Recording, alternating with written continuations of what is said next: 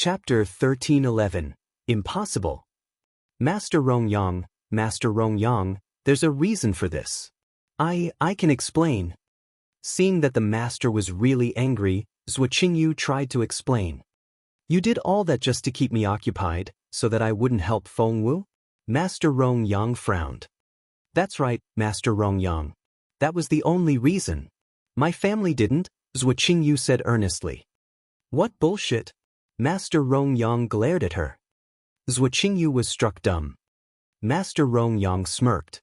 Since when do I make weapons for random people? Why would I agree just because it's Fengwu? That's preposterous. Zhuo Qingyu was speechless. She didn't realize it herself, but deep down, she had recognized Fengwu's capability. Otherwise, she wouldn't have assumed that the master would definitely forge a weapon for Fengwu. Master Rong Yang then smirked. If she comes out alive, I promise I'll build her a weapon. However, everyone fell silent. Since Fengwu had been in the well for so long, they were sure that she had already died. Miss Fengwu really bit off more than she could chew. Did she seriously think that she could turn things around all by herself? She got herself killed. The old steward felt awful. He had deliberately tried to create trouble for that girl, but she had surprised him every single time. He couldn't believe that such a clever girl was dead. Meanwhile, Zhuo Qingyu smirked inwardly. She didn't care that she had lost the dragon scale gold or that Master Rong Yang now despised her. It was all worth it now that Fengwu was dead. But just when everyone thought that Fengwu had died in the fire, what? Are you guys talking about me? A nimble figure jumped out of the well and landed in front of the crowd. Fengwu. Is that Miss Feng? Gosh, Fengwu isn't dead. Zhuo Qingyu was astonished. So was the old steward. Even Master Rong Yang was shocked. Everyone stared at Fengwu in disbelief, as though they were seeing a ghost. Fengwu looked around and smiled. Why are you all looking at me like that? You look surprised. Of course they were. How could they not be? The old steward pointed a trembling finger at Fengwu. We thought you were dead. Fengwu shrugged and looked confused. Why would I be dead? The old steward said, but you were inside for so long. Fengwu said matter-of-factly, that's because putting out a fire is time-consuming. Before the old steward could continue, he heard other people crying out in surprise. Hey you guys look, the smoke is really thin now. It's not just thin. It's almost gone. Gosh, did Fengwu really extinguish the fire? Over a dozen cultivators with the water attribute all stared at Fengwu in disbelief. That's impossible, Lin shouted. He and his colleagues hadn't been able to control the fire even when they worked together, so how could this girl do it? Let me go inside and have a look. Lin jumped into the well first. I'm going in too. Yuan moved as quickly as a monkey and was soon out of sight. Everyone kept their unblinking gazes on the well after those people went in. Chapter 1312. Her conscience wouldn't allow it. Less than 20 seconds later, a figure jumped out of the well and said in a thrilled voice, "The fire has been completely put out." What? The crowd was genuinely shocked now. After saying those words, Yuan rushed over to Master Rong Yang and waved his hands in excitement. Master, there's no fire left except for some sparks. Just then Lin came back out as well. The crowd asked him, is it true? Has the fire been put out? Lin opened his mouth and wanted to say no, but he couldn't tell such a lie when the fact was right in front of his eyes. In the end, he could only sigh deeply and said, yes, the fire has been put out. Wow! OMG! Oh my God! Everyone was astonished to hear that. It was only a few moments ago when they were full of mistrust toward Fengwu, and some people had even mocked her. However, Fengwu had fulfilled her promise. The crowd was overwhelmed with guilt. The old steward felt so ashamed that he didn't know what to say. I need to see it. Help me go inside. Holding his walking stick, Master Rong Yang rushed into the well as fast as he could manage, and soon they heard his excited laughter. All eyes were on Fengwu again. The crowd felt envious, thrilled, and jealous. It didn't take a genius to figure out that after this great achievement, Feng Wu had done Master Rongyang such a great favor that he was bound to think highly of her. And Master Rongyang was one of the top weapon refiners in the empire. How could they not feel jealous? Meanwhile, Zhuo Qingyu was completely dumbfounded. She had been this way ever since Feng Wu climbed out of the well, and she still couldn't think straight. Feng Wu. Zhuo Qingyu clenched her fists, and her eyes went bloodshot red. She couldn't believe it. The Zhuo family had pulled so many strings and paid a lot of money, and it had even cost them something as precious as the dragon scale gold, but now, Zhuo Qingyu's eyes were almost spitting fire. Her only hope now was, please don't let Master Rongyang think highly of Feng Wu. However, her prayer wasn't answered. With the old steward's help, Master Rongyang climbed out of the well on his injured leg. He walked up to Feng Wu immediately and patted her on the shoulder. "Kiddo, what you did was so great." If one looked closely enough, they would be able to see that the master's eyes were filled with excited tears. Feng Wu's eyes flickered. What happened had gone slightly out of control. She had tampered with the dragon scale gold earlier just to sabotage the old master's forging process, but she had ended up destroying the entire place. Feng Wu's conscience wouldn't allow her to accept the gratitude. She said earnestly, "Old master, the abnormal flame exploded mainly because of the dragon scale gold, which..." The old man waved her off. "The magma has been quite unstable these days. Even if the dragon scale gold wasn't there, something else might have induced the explosion anyway." Fearing that the old man might accuse her over the dragon scale gold, Zhuo Qingyu hastily chimed in, "The master is right." Chapter 13:13. What choice do I have? Zhuo Qingyu then glared at Feng Wu. "Miss Feng, you've gotten what you came here for, so don't push it. It'll only make you look selfish." Feng Wu was going to explain what she had done to the dragon scale gold, but after what Zhuo Qingyu said, she lost interest. Instead, she shrugged and said, "Since you've said that, what other choice do I have?" Zhuo Qingyu stared at Feng Wu and snorted. The old steward couldn't take it anymore, so he told Zhuo Qingyu, "Miss Zhuo, I'm sure Miss Feng is exhausted. She should get some rest now." Zhuo Qingyu flared up and stared at the old steward. She had paid the old steward handsomely to win him to her side, but now he was speaking up for Feng Wu. The old man wasn't without a conscience. Before, he had known next to nothing about Feng Wu, so he hadn't had any problem making trouble for Feng Wu. However, he gradually saw how outstanding Feng Wu really was, and was impressed by her wisdom, charm, aplomb, and all her other merits. Zhuo Qingyu was still feeling furious when Master Rongyang smiled at Feng Wu. "Kiddo, what do you want me to do for you? Do tell." Before Feng Wu could reply, the old steward answered for her, "Master, Miss Feng Wu is here to ask you to forge a weapon for her." Finally! Feng Wu had done so much in the past 5 days that she knew the others had to have noticed. What pleased Feng Wu the most was that she had earned the old steward's admiration and respect. Feng Wu nodded and said, "He's right." Stroking his beard, Master Rongyang chuckled. "That shouldn't be a problem. Don't worry. In a few days, I'll build you the sharpest weapon." Zhuo Qingyu smirked. "In a few days? Feng Wu is going to take the Dragon's Gate challenge before that happens. The weapon will never be ready in time." Feng Wu looked at Master Rongyang awkwardly. She wanted to say something but hesitated. Since she had left such a great impression on Master Rongyang, he asked her what was bothering her as soon as he saw the look on her face. Feng Wu told him the truth. "I'm taking the Dragon's Gate challenge in 2 days' time, but without a suitable weapon, I'm afraid that..." 2 days? Master Rongyang frowned a little. He only had 2 days. Zhuo Qingyu gave Feng Wu a taunting look. That was bold. How was Master Rongyang supposed to forge a weapon in as short as 2 days? That was a naive idea. Zhuo Qingyu smiled and said, "Feng Wu, you're making an impossible request.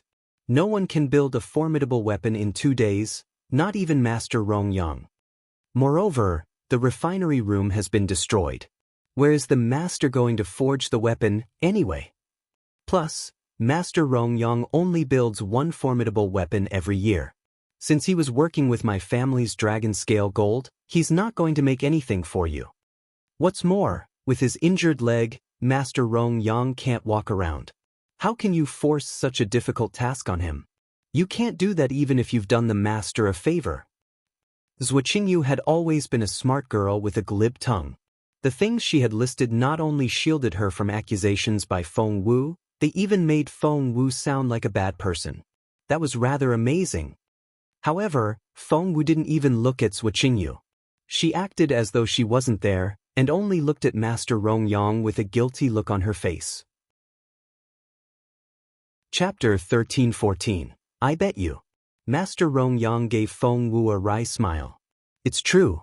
We won't be able to use the refinery room for a while.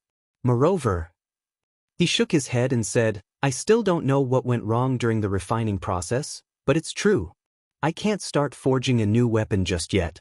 However, there was a guilty look on his face when he said, Kiddo, no one can deny how much you've helped me, so how about this? He made a suggestion.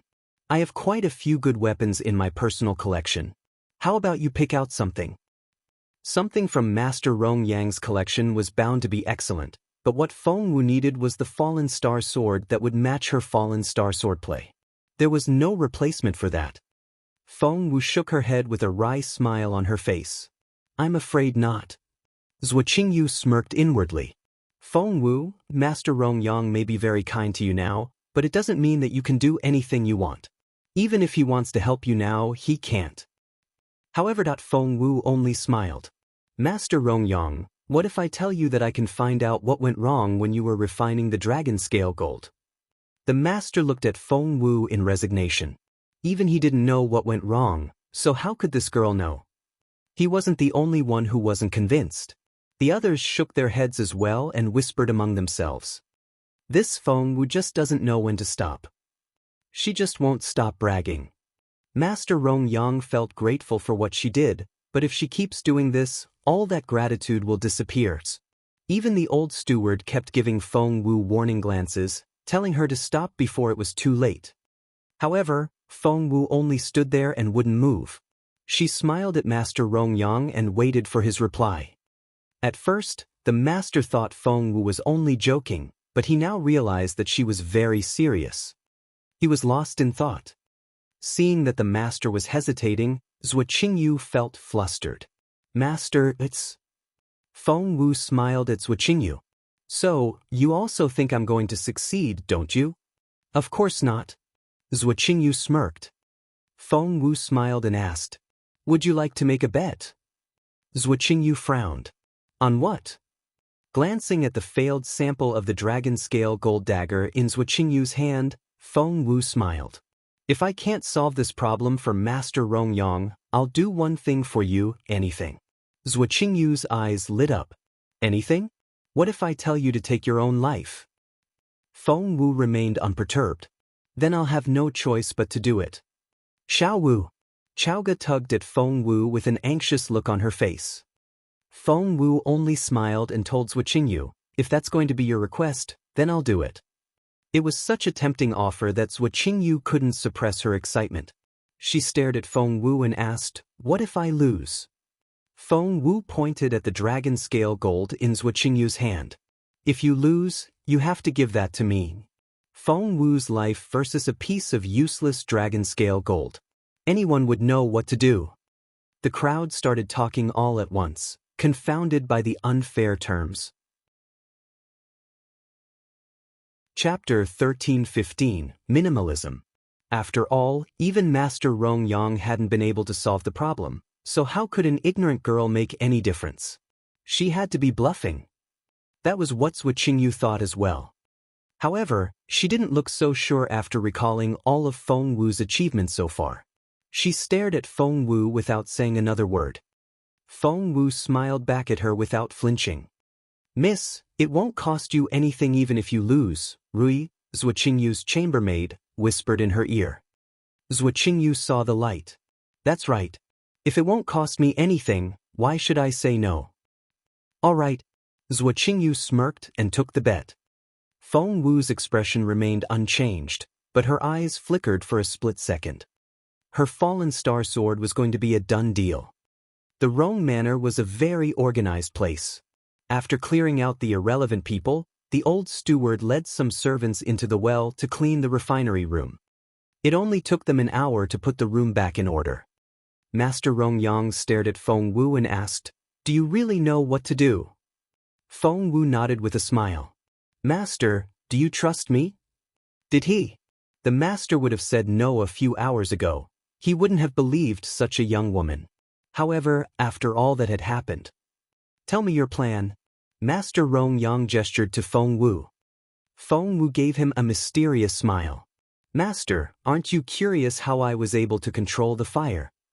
"How did you do it?" Master Rong Yang was indeed very curious. Feng Wu smiled. "I used a formation." "A formation?" As a weapon refiner, Master Rong Yang knew formations very well. He had created all the formations here in the Rong Manor.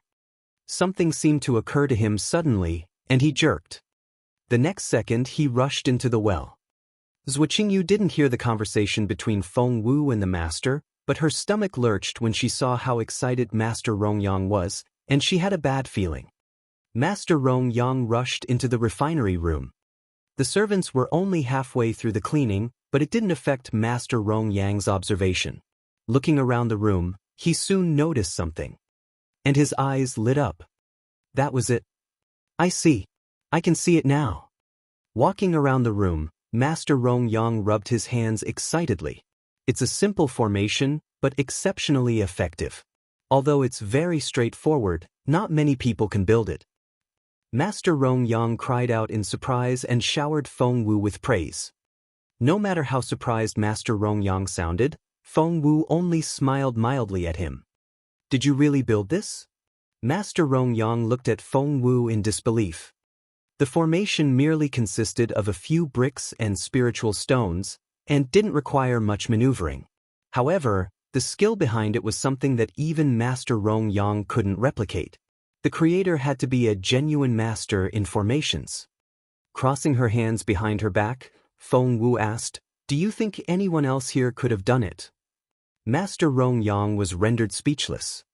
Feng Wu chuckled inwardly when she saw Master Rong Yang's silence. Her formation skills were taught by the beautiful master himself, and one couldn't have a better teacher on this continent. Since Master Rong Yang had recognized the merits of her formation, Feng Wu made another suggestion. Chapter 1316. What an exceptional girl! Apart from the problem with the dragon scale gold, the accident during the making of the dagger was caused by the excessive fire energy from the erupting magma. How perceptive! That pointed Master Rong Yang in the right direction, and he was enlightened. That's very true. Crossing her hands behind her back, Feng Wu smiled. So, all we have to do now is build a formation that'll suppress the energy of the magma. That should solve the problem. Master Rong Yang frowned. Even if we can build such a formation, it'll still take a lot of time. Feng Wu smiled. Master, a minimalistic formation won't take that long to build. It then occurred to Master Rong Yang that Feng Wu had used such a formation to put out the fire. "I'll owe you a very big favor if you can build one within the next 3 days, Master Rong Yang told Feng Wu. Feng Wu smiled. "Master, I'm afraid you're going to lose." After that, Feng Wu started working on the formation. The layout of a formation was the most difficult part, even more so than the inscription. It might be a difficult task for other people, but for Feng Wu, it was a piece of cake. It only took her 2 hours to finish the layout. After another 2 hours, Feng Wu had even completed the inscription. Master Rong Yang was speechless. He stood there in a trance-like state the entire time with his eyes wide open. He couldn't believe what he was seeing. She was simply too fast. Master Rong Yang knew formations well enough, but he had never seen someone as proficient in them as Feng Wu, not to mention that she was only a teenage girl. Master Rong Yang was still dazed when Feng Wu finished her work. She smiled at him. "It's done." Master Rong Yang was speechless. She asked, "Would you like to try it?" The master asked, "Where should I start?" Feng Wu took a small box out of her sleeve and handed it to Master Rongyang. He opened it and his eyes lit up. This is fallen star iron. Master Rongyang's eyes shone with excitement. It's even rarer than dragon scale gold. With the right supplementary materials, I'm sure I can build a formidable weapon with it. Feng Wu smiled and asked, what do you think of dragon scale gold? Fallen star iron and dragon scale gold are of the yin and yang attributes respectively. It's perfect. Master Rongyang laughed wholeheartedly. Something clicked in his head and he studied Feng Wu. What an amazing girl. She had planned everything out from the beginning and had lured the Zhou girl into her trap. Master Rongyang was impressed. Neither Master Rongyang nor Feng Wu noticed when a pigeon flew out of the manor, carrying a letter to the Crown Prince's residence in the imperial capital. In the Crown Prince's residence, Feng Sun and Xian Yi had been staying there for the past few days. They both had their own courtyards in the residence and would often spend the night there. Seeing the pigeon in Feng's hand, Feng Sun looked intrigued. Is it about little Feng Wu? Feng nodded. Throwing an arm over Xian Yi's shoulder, Feng Sun said, let's go have a look. In the study, Feng handed the pigeon to Jun Linyuan while Feng Sun kept asking, how did it go? Has little Feng Wu blended in? Chapter 1317. He adores Xiao Wu. Feng Sun had heard about the tiresome tasks the old steward had given Feng Wu and Chaoge, and he was furious. Before he could run over to the Rong Manor, however, Jun Linyuan had stopped him. But Feng Sun couldn't get it out of his mind. Boss Jun, how's little Feng Wu doing there? Did anyone pick on her? Craning his neck, Feng Sun tried to find out what was going on with Feng Wu. Raising one elegant eyebrow, Jun Linyuan darted a glance at Feng Sun. Do you really think someone can pick on her? Shaking his head, Jun Linyuan threw the letter into Feng Sun's hands. Feng Sun unfolded the small piece of paper and was elated. Oh my!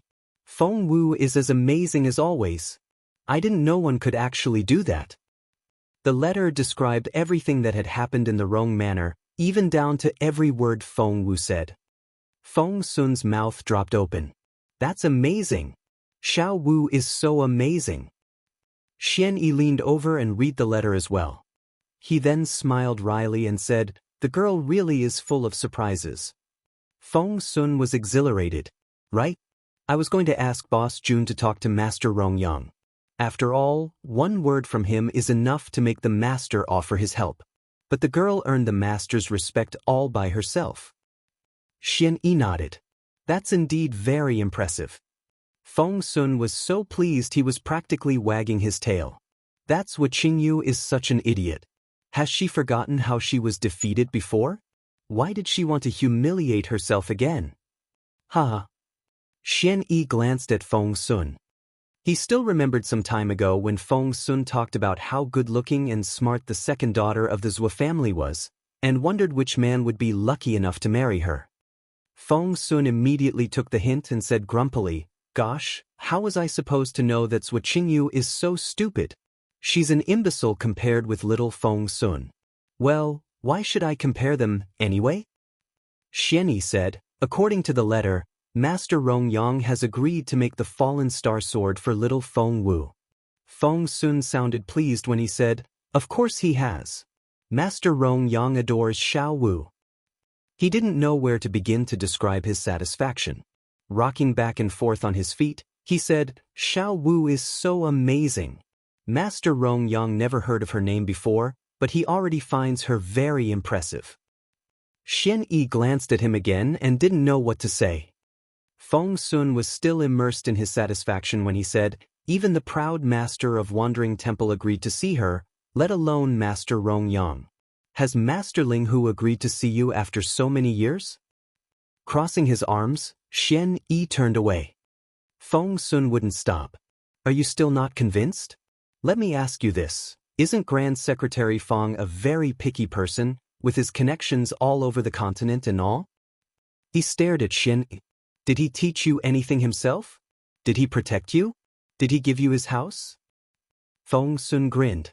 If you ask me, Your grandfather treats little Feng Wu much better than he does you. Compared with you, she's more like a grandchild to him. Xian Yi's mouth fell open. He was actually speechless. Feng Sun was so pleased. Raising his chin, he glanced at Xian Yi. Chapter 13:18. It's not that easy. Feng Sun said, just admit it. Xiao Wu is a naturally likable person. People simply feel close to her. It's not something one can simply learn. Xian Yi was speechless. How could he deny that? Xian Yi then said, the Dragon's Gate challenge is going to start in 2 days. It was Feng Sun's turn to be speechless. Xian Yi patted him on the shoulder. Even that crappy dragon scale gold dagger cost the master 4 days to make. Do you think Xiao Wu can receive her fallen star sword in 2 days? Feng Sun was speechless. Xian Yi went on. Don't make me say, I told you so afterward.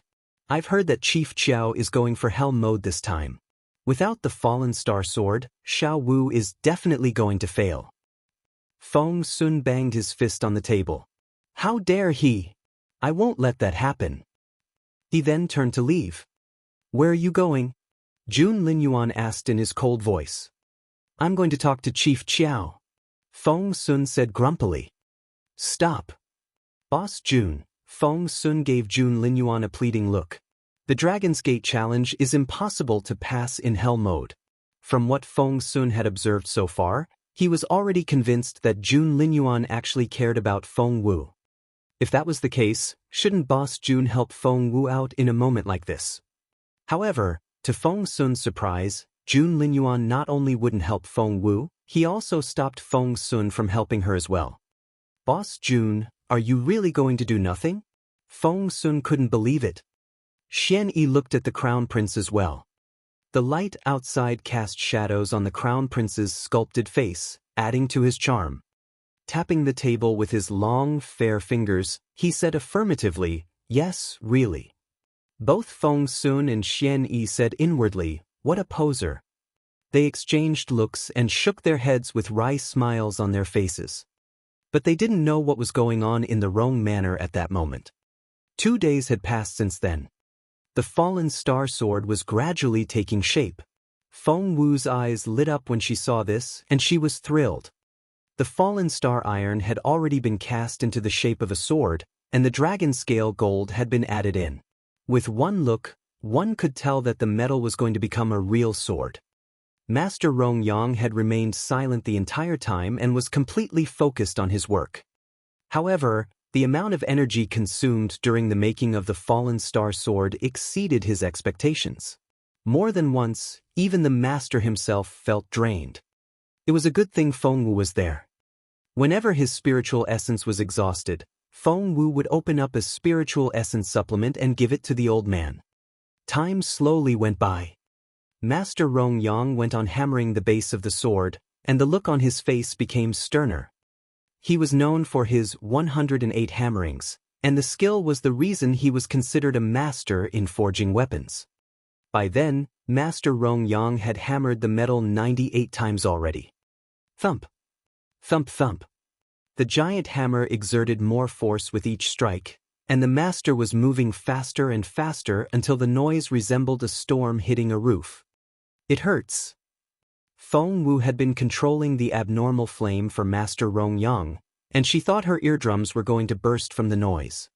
101. 102. 103. Each strike was more powerful than the last, until the entire mountain seemed to be shaking, and Feng Wu could barely stand still. Rumbled at Feng Wu's ears were ringing, and the pain almost drove her to tears. Chapter 13:19. Break the Record. Without hesitation, Feng Wu sat down, crossed her legs, and suppressed her restless spiritual essence as she controlled the abnormal flame. Her head was dizzy, she was in pain, and she felt awful. Feng Wu felt as if she was going to explode.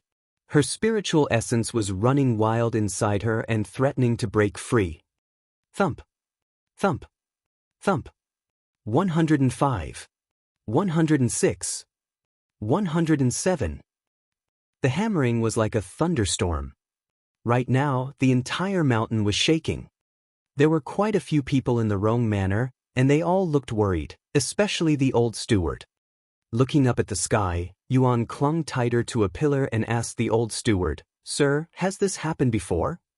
The old steward looked conflicted as he shook his head. Nothing like this has ever happened when the master forged weapons. Looking up, the old steward saw that the sky was covered with dark clouds. Although it was still noon, it was already as dark as night. The entire mountain shook like there was an earthquake. It was so difficult to stay steady that the less capable ones were thrown off their feet. The master has used 107 strikes already. The old steward had been counting, and he was so surprised that his eyes popped out. The master has never used as many as 107 strikes before. If he uses all 108 strikes, how formidable will this weapon be? After working for Master Rongyang for so many years, the old steward had seen his fair share of weapons. He had a feeling that something big was going to happen today. In the imperial capital, the common folk naturally couldn't hear the formidable hammering, but all the capable cultivators sensed it. The Zhou family, the Zhou Ming, the current leader of the Zhou family, heard the noise as well.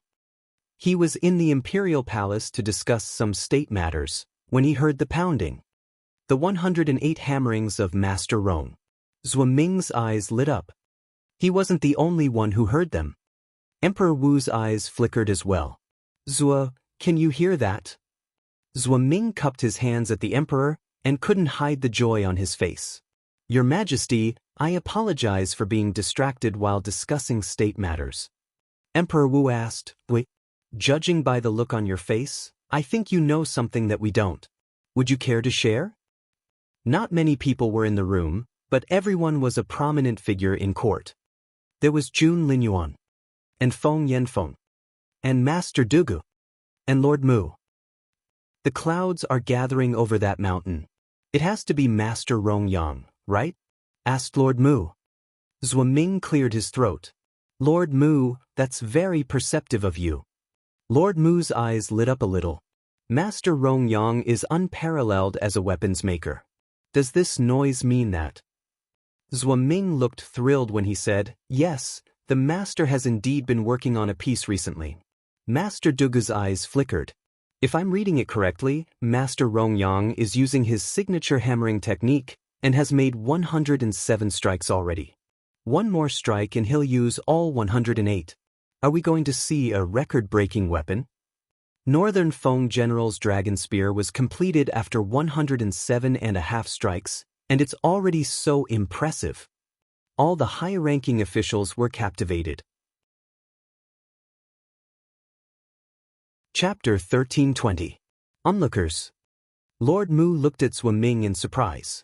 "Master Zhou, you seem to know something about it. Is this?" Zhou Ming said humbly, "Well, my mischievous daughter insisted on asking Master Rongyang to forge a weapon for her, but I never thought that she would actually succeed." "So, the weapon belongs to your family," said Lord Mu. "Your oldest daughter has returned." "No, it's not Qingwan." Stroking his beard, Zhou Ming chuckled. "It's Qingyu, my second daughter. She was so keen on having a weapon made by Master Rongyang that she took my dragon scale gold." Instantly, a lot of people looked enviously at Zhou Ming. "Master Zhou, congratulations. That's definitely the sign of a formidable weapon. The Zhou family has been receiving good news one after another." Zhou Ming cupped his hands and acted very humbly. "You flatter me." Emperor Wu smiled. "If that's the case, why don't we pay the mountain a visit together and witness the completion of the weapon?" The emperor had spoken, and no one could say no. Moreover, Emperor Wu had the only flying apparatus in the entire empire. It could travel as far as 45,000 kilometers in a day. Needless to say, Emperor Wu brought out the apparatus for the occasion. It was such a rare chance that all the high-ranking officials in the hall decided to take a trip on the flying apparatus. "You're coming with us." Emperor Wu assumed that Jun Linyuan would refuse, so he gave a direct order in a solemn tone. Based on his past experience, his son was so arrogant and unruly that he would most likely say no to such an event. However, the crown prince actually nodded. Yes, he did. Emperor Wu was walking down the stairs when he saw this, and he almost slipped and rolled off. He didn't see that coming at all. Jun Linyuan was simply too obedient today. You, Emperor Wu stared at Jun Linyuan. Did you just agree to come with us? Crossing his hands behind his back, Jun Linyuan stood there as his robe flapped in the breeze. He raised his eyebrows when he said, "Why should I refuse?" Why should he? Emperor Wu didn't know what to say. Because it just isn't like you to agree to go. I'm your father and I know you, thought the emperor. Was it possible that there was another reason besides the obvious? While Emperor Wu was being suspicious of Jun Linyuan, Zhuo Ming smiled and said, "Of course His Royal Highness has to come with us. It'll be our honor." Jun Linyuan raised his dark eyebrows again and gave Zhuo Ming a meaningful look. Unfortunately, Zhuo Ming was too immersed in his joy to notice it. It only took the flying apparatus 15 minutes to get to the mountaintop. The sky was still dark, and the mountain was still shaking. The old steward was frightened to find guests arriving at a moment like this. Emperor Wu was the first one to come out of the flying apparatus. He wore his bright yellow imperial robe. On it, a flying dragon was showing off its claws and fangs. The pattern gave him such an authoritative and intimidating look. Behind him was the crown prince, Master Dugu, Lord Mu, Zhuo Ming, Feng Yanfeng. The old steward had lived on the mountain for so long that he had never met any of the big shots here. But Zhuo Qingyu had. She almost fainted when she saw their faces. Her first reaction was to hide, but, Xiaoyu? Qingyu? Her father called her name in an excited voice. Zhuo Qingyu wanted to cry. Since she couldn't run away, her only choice was to turn around and greet the emperor. Chapter 1321, An Astonishing Outcome. Seeing Zhuo Qingyu, who was kneeling on the ground, Zhuo Ming smiled at Emperor Wu. "Your Majesty, this is Zhuo Qingyu, my second daughter." She was the one who insisted on coming to Master Rongyang. "Your Majesty?" The old steward was so shocked that his knees buckled. Emperor Wu nodded. "Good. Your daughter will be rewarded once the formidable weapon is completed." The formidable weapon? Zhuo Qingyu's stomach lurched when she heard those words. Seriously?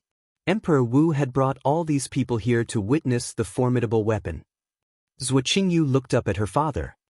Zhuo Ming rubbed his chin in satisfaction and nodded at his daughter. Instantly, Zhuo Qingyu felt like passing out. She knew she was doomed. She opened her mouth to say something, but all words failed her. After checking the color of the sky, Zhuo Ming smiled at Zhuo Qingyu. "Xiaoyu, where is Master Rongyang?" With much difficulty, Zhuo Qingyu said, "Master Rongyang is working on the weapon as we speaks."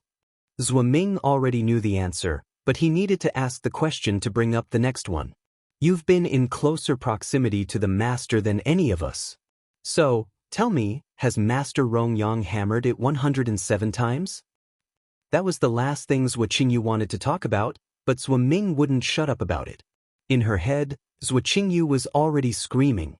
"Yes," said Zhuo Qingyu, clenching her fists. Zhuo Ming glanced at the other officials and smiled. "So, it's true. Lord Mu is right." The old steward stared at Zhuo Ming in bewilderment and wondered why Zhuo Qingyu's father looked so happy. He wanted to say something, but then decided that he should keep silent. Feng Yanfeng sounded very envious as he said to Zhuo Ming, "This weapon is going to be so amazing."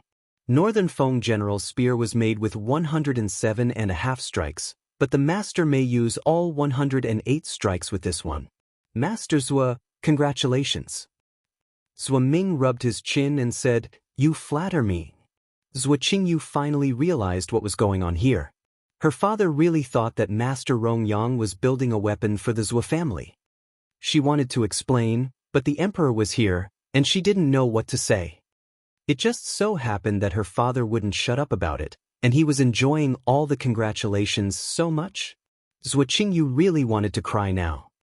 Right at that moment, there was another loud sound from under the well. In the refinery room underground. Rumble. After a long while, Master Rongyang finally made his 108th strike. This was the first time that he had used all 108 strikes on a weapon. Instantly, he felt the fallen star sword begin to suck up all his spiritual essence. He felt like a winter leaf rapidly losing its vitality.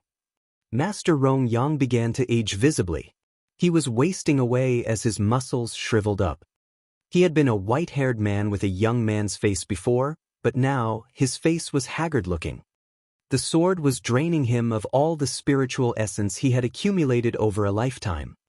The sword was like a bottomless pit. It was so terrifying.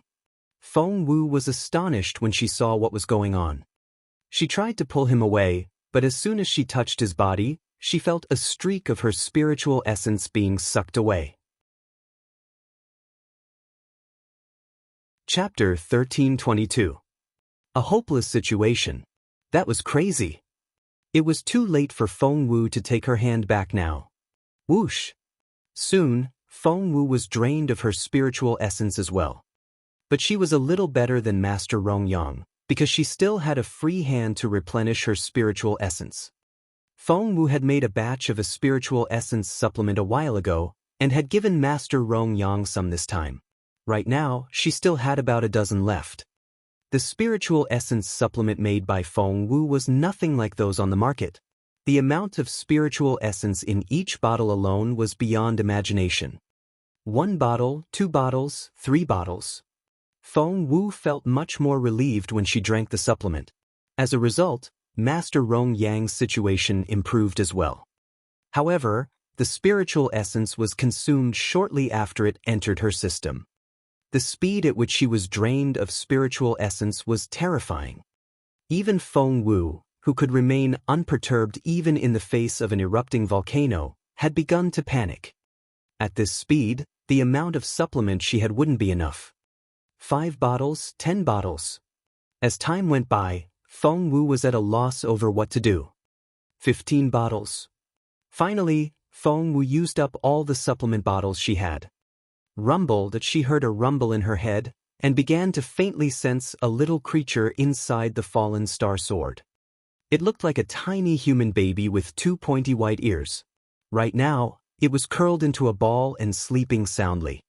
It was smacking its lips as well. Feng Wu was speechless. She was on the verge of passing out when she heard Master Rong Yang's voice. "Hang on, kiddo. You didn't think that a formidable weapon would be that easy to subdue, did you? I made it with all 108 of my signature strikes. This is going to be the most formidable weapon I've ever made. I don't think I'll be able to make anything better for the rest of my life." Feng Wu was astonished by those words. She didn't expect the fallen star sword to be so impressive, which explained why it was so difficult to subdue it. Biting hard on the tip of her tongue, Feng Wu used the pain and the taste of blood in her mouth to rouse herself. She needed spiritual essence. A lot of it. There was no supplement left, but fortunately she still had a lot of treasures in her ring space. There were formations, spiritual equipment, spiritual plants, spiritual stones, spiritual soil. It was everything Feng Wu had accumulated over the years, but no matter how reluctant she was, she had to draw spiritual essence from them now. Rustle. Feng Wu could sense all her treasures turning into white powder as soon as the spiritual essence was drawn out of them. Her beautiful master and his white jade ice bed remained untouched, because Feng Wu would rather die than bring harm to her master. Time slowly went by. There was nothing left that she could draw spiritual essence from. Feng Wu was overwhelmed with despair. But the fallen star sword was still drawing spiritual essence into it. What on earth did it want? Desperate and frustrated, Feng Wu trembled from head to toe. She had to use her beautiful master's spiritual essence, or she would die. Feng Wu couldn't bring herself to touch her beautiful master, so she gritted her teeth. However, she had reached her limit. The next second, she spat out a mouthful of blood. Chapter 1323. The Weapon. Master Rong Yang gave Feng Wu a suspicious glance. He could sense another source of spiritual essence inside Feng Wu, which she would rather die than draw from. When the spirit of the fallen star sword made another attempt, Feng Wu spat out a mouthful of blood again. Her blood formed a thin mist which scattered all over the sword. The blade that looked like a withered twig at first began to revive as soon as the blood landed on it. All of a sudden, the tiny sword spirit woke up from its deep sleep and flew toward Feng Wu's neck at lightning speed.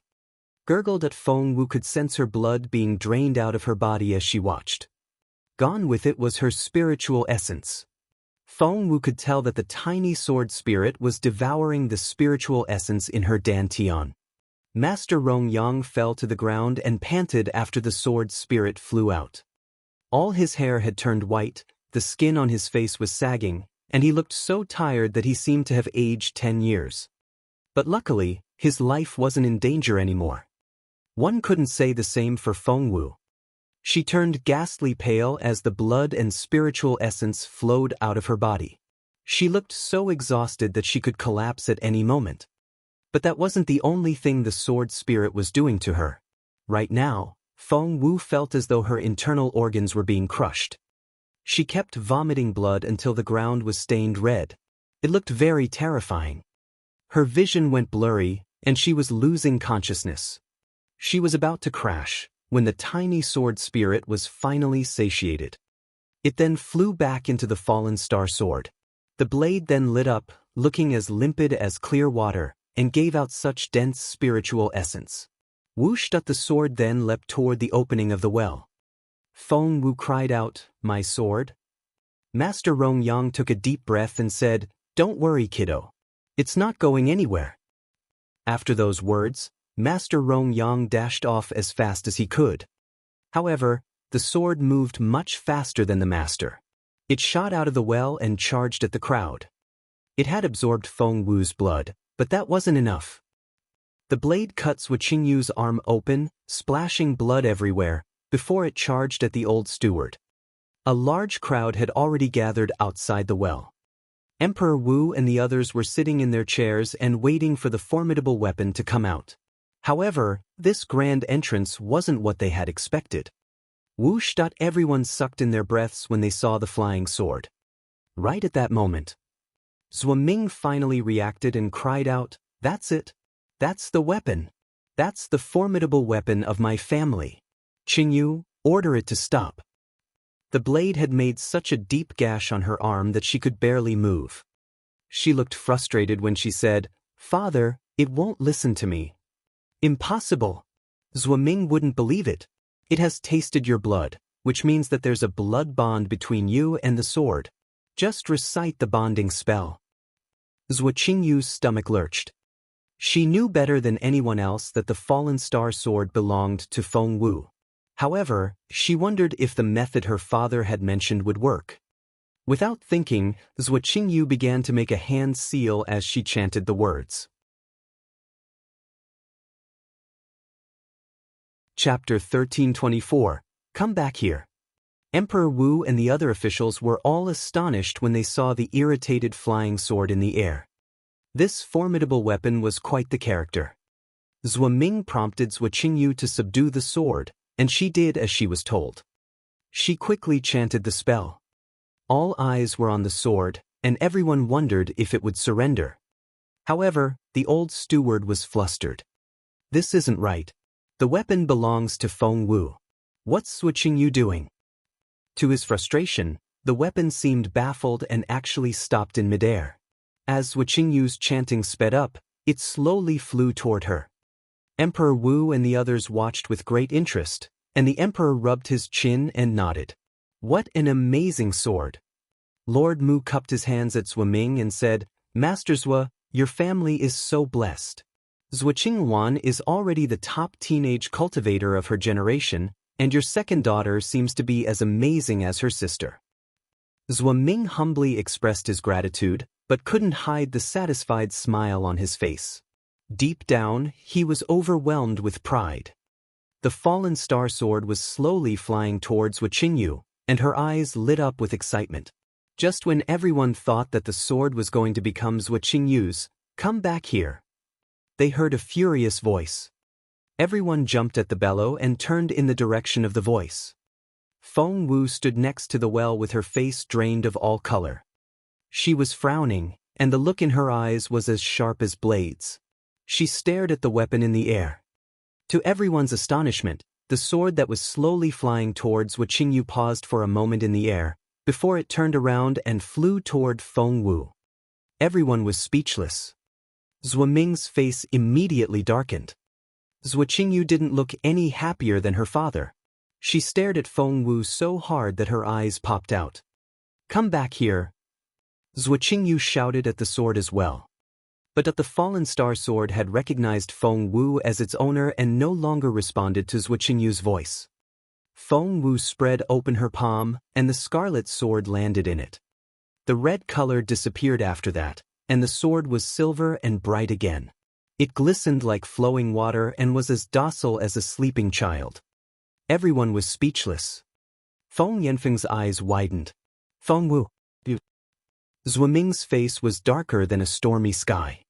He glared at Feng Wu and bellowed, "Feng Wu, how dare you steal my family's weapon?" Because she had used her own blood to nourish the sword, Feng Wu was ghastly pale at the moment and felt completely drained. Zhuo Ming's bellow almost struck her down. Crack. Feng Wu had to thrust the fallen star sword into the ground to steady herself. Zhuo Ming turned around and stared at Feng Yanfeng. "Master Feng, is this how the Feng family does things? I'm amazed." Feng Yanfeng broke out in a cold sweat. He was one of the lower-ranking officials among these people, and had been feeling nervous, but Feng Wu had just dragged him under the spotlight. Chapter 1325. It's not mine. Feng Yanfeng immediately begged for Zhuo Ming's forgiveness. He then glared at Feng Wu and bellowed, "Feng Wu, do you have any idea what you're doing? Apologize to Master Zhuo now and hand over the sword." The emperor was right there with them. Was she trying to ruin the entire clan? Feng Wu felt wretched right now. Her head was completely numb from blood loss, as though it was buried under the snow. She was too weak to even lift a finger. She had no strength to look up when Feng Yanfeng scolded her, and could only take in one deep breath after another. Her spiritual essence would eventually recover, but it would take time. After Feng Yanfeng lashed out at Feng Wu, he realized that she was completely ignoring him. Infuriated, he rushed over to her and snatched the fallen star sword away. "This belongs to the Zhuo family." Feng Wu was so weak that she had no strength left to fight back. She even stumbled backward and almost fell to the ground. Feng Yanfeng quickly walked up to Zhuo Qingyu and handed her the sword with both hands. He smiled obsequiously and said, "Miss Zhuo, here's your sword." Zhuo Qingyu felt conflicted. She knew better than anyone else that Feng Wu was the owner of the sword.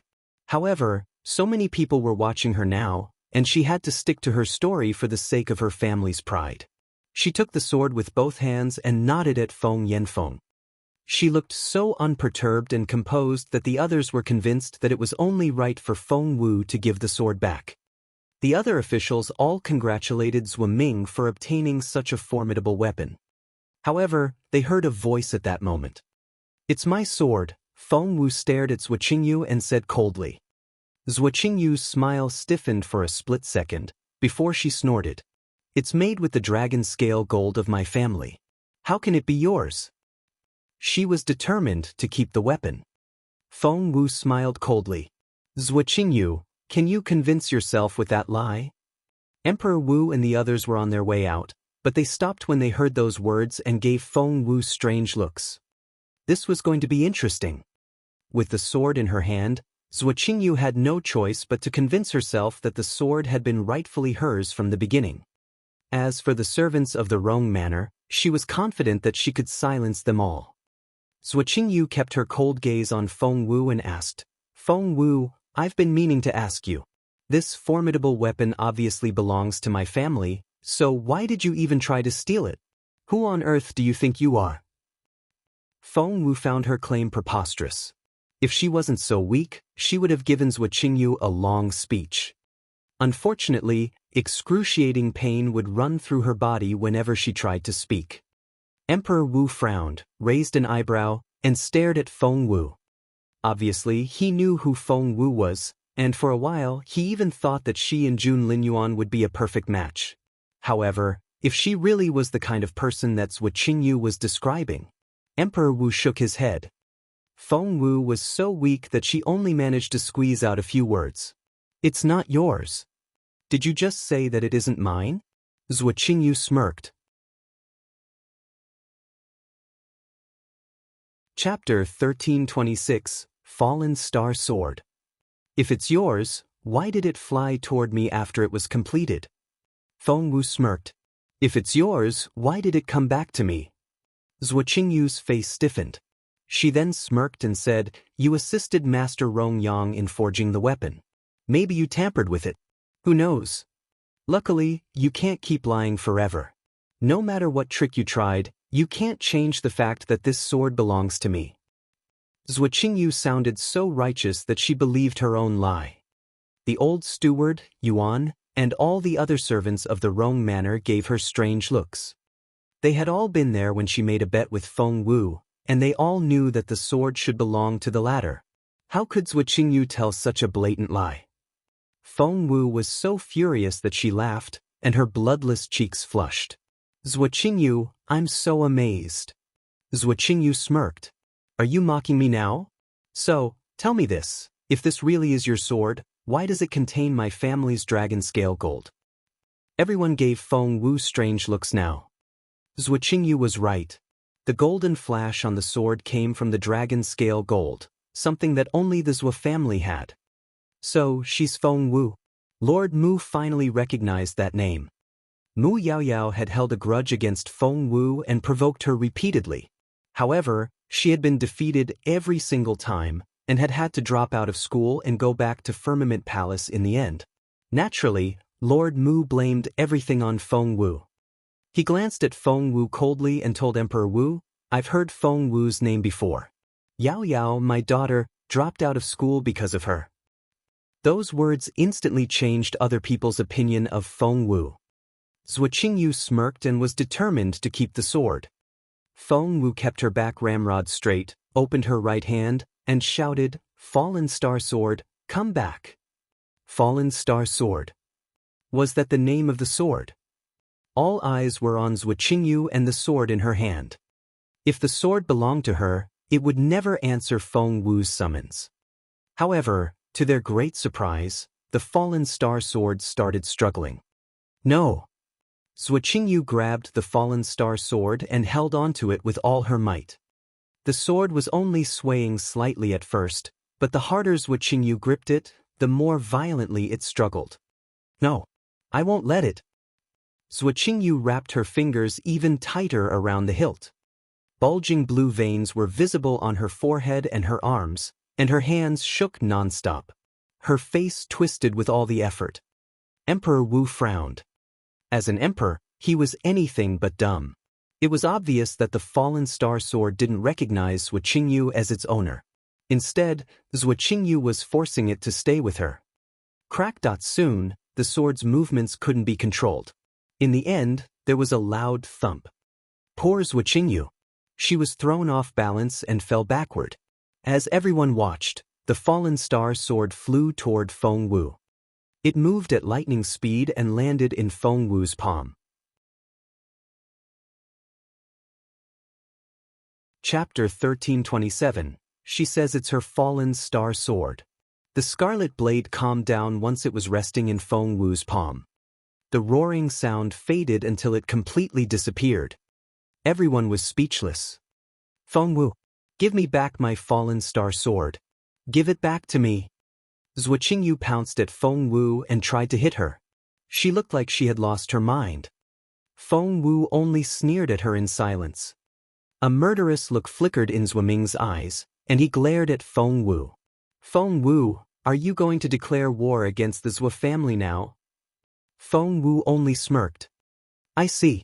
You're the first person who has dared to ignore me like this. No one will blame me for killing you, then." Zhuo Ming raised a hand, and a streak of cold light shot at Feng Wu's face.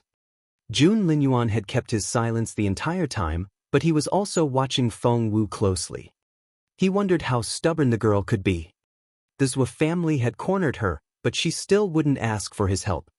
One word from her and he would stand up for her. As frustrated as the crown prince was, he couldn't bring himself to see Feng Wu hurt. Hence, as soon as Zhuo Ming took action, the crown prince stepped out. However, someone else got there first.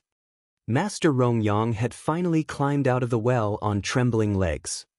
The first thing he saw was the sharp object flying toward Feng Wu, so he struck down at it with his walking stick. It was no ordinary walking stick. Thump! It hit the flying weapon and made a loud clang, sending sparks everywhere. The noise shocked everyone. Master! Seeing his master, the old steward ran to his side immediately. Instantly, everyone turned to look at Master Rongyang. All his hair had turned snowy white, his skin was sagging, and he looked at least 10 years older. Even Emperor Wu looked surprised. He couldn't believe that this man was the Master Rongyang he knew. Zhuo Qingyu blanched as soon as she saw Master Rongyang. Her heart pounded, but she still wouldn't give up hope. Master Rongyang owed the Zhuo family a favor, which was why he had agreed to help Zhuo Qingyu when she showed up at his door. Zhuo Qingyu prayed in her heart that Master Rongyang would show her family some consideration. He didn't have to take her side. All he had to do was keep his silence. But Zhuo Qingyu was soon disappointed, because right now, Master Rongyang was glaring at Zhuo Ming. Zhuo Ming had always considered himself a friend of the master, so he frowned and asked, "Master Rongyang, what did you do that for?" Master Rongyang bellowed, "That's my question. What did this girl do? Why are you trying to kill her?" Realizing why the master was angry, Zhuo Ming smirked. "Master, you weren't here earlier. This girl is unbelievable. She's saying that this fallen star sword belongs to her. How ridiculous is that?" Ridiculous? Zhuo Ming was ridiculous. Master Rongyang glared at Zhuo Ming and asked, "What's ridiculous about that?" Zhuo Ming snorted. "This formidable weapon belongs to the Zhuo family, and Zhuo Qingyu, my daughter, has formed a bond with it. This girl just tried to take it away, and even claims it's hers. Master Rongyang, don't you find that preposterous?" Chapter 1328, Whose Sword Is It? Master Rongyang looked stunned. He then stared at Zhuo Ming with a strange look on his face before shifting his gaze to Zhuo Qingyu. For a moment, everyone just stood there in silence and looked at Master Rongyang. What was happening? When Master Rongyang finally spoke again, he asked, "What did you say? Your fallen star sword?" Zhuo Ming asked, "Am I wrong to say that?" Master Rongyang said, "And you say that Zhuo Qingyu has bonded with it." Zhuo Ming said, "Did I say something wrong?" "Of course you did." Master Rongyang still felt very weak, but because of his rage, he bellowed at the top of his lungs. "What?" Everyone cried out in surprise. They hadn't expected to hear that from Master Rongyang at all. "Master Rongyang, what's going on?" Emperor Wu sounded confused. Only then did Master Rongyang notice the emperor. "Your Majesty?" Master Rongyang looked bewildered. Emperor Wu nodded at him and asked, "So, tell us, who does this sword belong to?" Master Rongyang said righteously, "Of course it belongs to Feng Wu." That answer shocked everyone. Everyone had been making guesses based on Master Rongyang's reaction, but they were still astonished to hear that reply from him. "What?" Lord Mu and the others exchanged bewildered looks. Feng Yanfeng was stunned. He had just been told that the formidable weapon belonged to Feng Wu. That's impossible. More than one person objected, but Zhuo Ming was the most astonished of them all. He ran over to Master Rongyang and glared at him. "Nonsense. You have no idea what you're talking about." Master Rongyang was in a bad mood, and Zhuo Ming's bellow only irritated him further. He yelled, "I made the weapon myself. How can I not know whose it is? You old fool." Who? Zhuo Ming shook with rage. If Master Rongyang was telling the truth, what Zhuo Ming had done so far would make him look like a clown. How was he supposed to face his colleagues from now on? Zhuo Ming was still hesitating when he looked up and saw Zhuo Qingyu. She was trying to sneak off. Before she could do so, her father rushed over and grabbed her by the shoulder. "Zhuo Qingyu, Give me an explanation. Tell them that the fallen star sword belongs to our family. Zhuo Qingyu's face had turned scarlet red, and she looked utterly ashamed. If the ground opened up at that moment, she would jump in without hesitation. Father. Speak. Hasn't the sword bonded with you? What are you waiting for? Tell me. Zhuo Ming was losing his patience. Zhuo Qingyu wanted to bite her tongue off. Had she known that things would turn out this way, she would never have made a claim on the sword. Right now, she was in such an awkward situation. Say something. Zhuo Ming sounded very anxious. Right now, all eyes were on Zhuo Qingyu. What should she do? Was she doomed? Zhuo Qingyu looked at Feng Wu and saw how unperturbed she was. That woman. How could she always look so level-headed?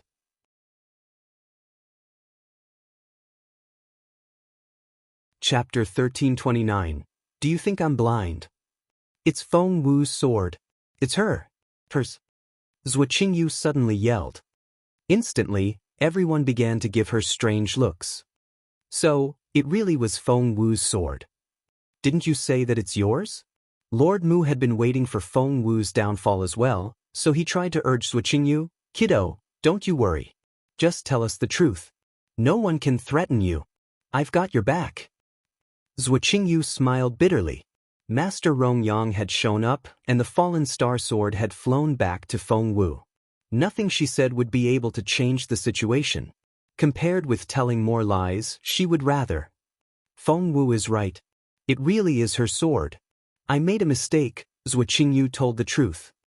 Zhuo Ming immediately flushed. His head spun, and he wanted to pass out right at that moment. He had mentioned his family's formidable weapon in court, which was why the emperor and the others had come here with him. He had wanted to show off, only to be humiliated. Zhuo Ming felt like killing Zhuo Qingyu. You defiant girl. I'm going to kill you. Zhuo Ming raised a hand, trying to hit Zhuo Qingyu. Zhuo Qingyu burst into tears and bawled. Instead of running away, she took Zhuo Qingyu's arm and said, She took the dragon scale gold from me. It was her. Zhuo Ming's face turned livid. He then stared at Feng Wu. Is that true? Feng Wu was so weak that she had to lean on the sword to stop herself from falling over. A smile emerged on her pale face when she saw how aggressive Zhuo Ming was being. Are you all against me because I have no one else? Zhuo Ming was infuriated. The crown prince stood proudly in the crowd, but felt a throbbing pain in his chest when he heard those words. Involuntarily, he looked in Feng Wu's direction, and there was concern in his eyes which even he wasn't aware of. Feng Wu acted as though Jun Linyuan wasn't there. Staring at Zhuo Ming, she took out a piece of paper and threw it at his face. Here's the bet I made with Zhuo Qingyu. It says that if I lose, I'll do one thing for her, but if she loses, I'll have the dragon scale gold. All the members of the Rong Manor are my witnesses. The paper drifted down in front of Zhuo Ming. Zhuo Qingyu panicked. That's impossible. We never signed anything. Zhuo Qingyu lost her head in her panic, and she yelled at Feng Wu, We never wrote our bet down. Feng Wu suddenly chuckled. So, are you saying that you're going to deny it just because our bet was a verbal one? Zhuo Qingyu was speechless. Immediately, everyone gave Zhuo Qingyu strange looks. When Zhuo Ming caught the paper, he saw that it was blank. However, everyone realized that Zhuo Qingyu had lost. The things she blurted out were proof enough of Feng Wu's claim. Zhuo Qingyu still wanted to make more excuses, but just then, Master Rongyang smirked. Zhuo Qingyu, have you forgotten about me? Do you think I'm blind? Chapter 1330. No fighting for now. Master Rongyang was the most convincing witness. You've inverted justice, made up groundless rumors, and told shameless lies. I've never met a brazen-faced young woman like you before. Because Master Rongyang was very angry, he chose the harshest words he could think of. Each word was like a whip to Zhuo Qingyu's face. She turned pale and trembled from head to toe. Zhuo Ming was so furious that he was speechless. Master Rongyang was such an influential figure in the empire. If his comments about Zhuo Qingyu got out, Not only would Zhou Qingyu's reputation be ruined, the other girls of the Zhou family would be incriminated as well. Master. Zhou Ming spoke up involuntarily, but Master Rongyang only scolded, "You're no better." The old man said angrily, "You're the head of a clan, for God's sake. You should know better. Not only did you give a false account of the truth, you also threatened a teenage girl as well. Are you proud of yourself?" Zhou Ming was utterly humiliated by those words. His face had turned scarlet red, but he couldn't retort to any of the things the old man said. After all, Master Rongyang belonged to Zhou Ming's father's generation, and he couldn't confront a senior. Master Rongyang was still angry. "Feng Wu and I forged this fallen star sword together, so remember this. If anyone tries to take the sword away from her, they'll have me to answer to. You've been warned." Feng Wu was deeply touched. She was still weak, but the fallen star sword was so formidable that other people were bound to slaver after it. At least, the Zhou family would. With Master Rongyang's warning, she would be much safer. Master Rongyang then looked up at Emperor Wu. "Come inside. I need to talk to you." Emperor Wu was also considered a junior to Master Rongyang. His father, the late emperor, was Master Rongyang's best friend, and the old man had always considered the emperor his nephew. Therefore, Emperor Wu had to do as he was told. "You too." Master Rongyang cast a stern look at the crown prince, who had remained silent the entire time. Once they went inside, Master Rongyang set up a barrier so that no one could hear what they were talking about. In the yard, Zhou Qingyu glared at Feng Wu with eyes filled with hatred.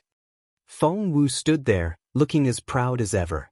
Her clothes flapped in the wind, making her look even slimmer. She reminded one of new grass in the spring, refreshing but very tenacious. But in fact, she was in a miserable state. Most of her spiritual essence had been sucked away by the fallen star sword, and she was barely able to stand. She started to lose consciousness, and her vision turned blurry. "Xiao Wu, Xiao Wu." When she heard the familiar voice, her legs gave in and she collapsed. It seemed forever when Feng Wu woke up again, but her head was still muddled. She regained consciousness before she opened her eyes, and she could hear some familiar voices. "Is Xiao Wu still unconscious?" "Yes. It's been days and we don't know when she'll wake up. The imperial physician says that she's in really bad shape.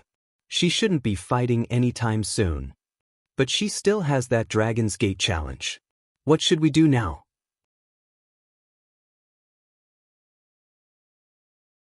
Chapter 1331, Life and Death. Those were Chaoga's and Feng Sun's voices. Something stirred in Feng Wu's muddled mind. The fallen star sword, Master Rongyang, Chief Qiao, the Dragon's Gate, the broken star piece. As they came back to her one after another, Feng Wu bolted up from the bed, and there was a crash. In her haste, Feng Wu had knocked a teacup off the bedside table. The noise immediately alarmed the two people outside. Chaoga and Feng Sun rushed into the room. Before they reached her, Feng Wu had already rushed over to them in a frantic state. She grabbed Feng Sun by the collar and yelled, "How long have I been out for?" "Xiao Wu, are you all right?" Feng Sun had never seen Feng Wu so agitated. "Just tell me. How long? I need an answer." Feng Wu was almost in tears. She was so anxious. The making of Fallen Star Sword had cost her 6 days, and she was supposed to challenge the Dragon's Gate on the 7th, but she passed out at Master Rongyang's place. "How long was I unconscious for?" Feng Wu was flustered. She had 10 days to finish the 4th trial, and if she failed, that broken star piece would.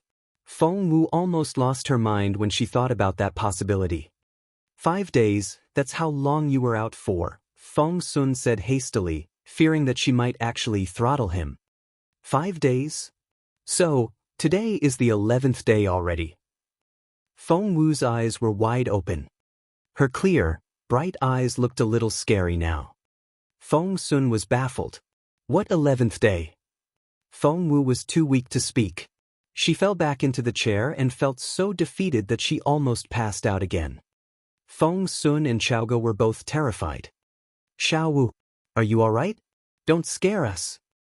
Xiao Wu, what do you mean by the 11th day? What's going on? Feng Wu looked like she had just lost her soul. She sat there in a trance-like state with no expression on her face. The 11th day. How could it be the 11th day? She had failed the trial and the broken star piece was gone forever. Right now, Feng Wu felt like killing someone. Feng Sun was terrified. Xiao Wu, I was only kidding. You weren't unconscious for that long. You've been out for 4 days, tops. Chaoga said, it's more like 3 days and a bit. We're still 2 hours from midnight now. The 4th day hasn't started yet. A little more than 3 days. Feng Wu's eyes lit up when she heard those words. Her face was animated once again. A little more than 3 days? Is that what you said? Feng Wu's grip was so tight that it left bruises on Feng Sun's wrist, but he didn't even grunt, because he knew that Feng Wu wasn't in her right mind. He smiled bitterly. 3 days, 4 days, what difference does it make? What difference? To Feng Wu, it was the difference between life and death. Feng Wu knew that she couldn't panic now. She had to calm down, or she would regret it for the rest of her life. Taking a deep breath, she asked calmly, what time is it now? Chaoga and Feng Sun exchanged bewildered looks when they saw how serious Feng Wu had become, and Feng Sun said, it's 4/4 past the time of high. So, 10 o'clock at night. Transmigrators had arrived in this world before, which was why the way of counting time here was quite similar to Feng Wu's original world.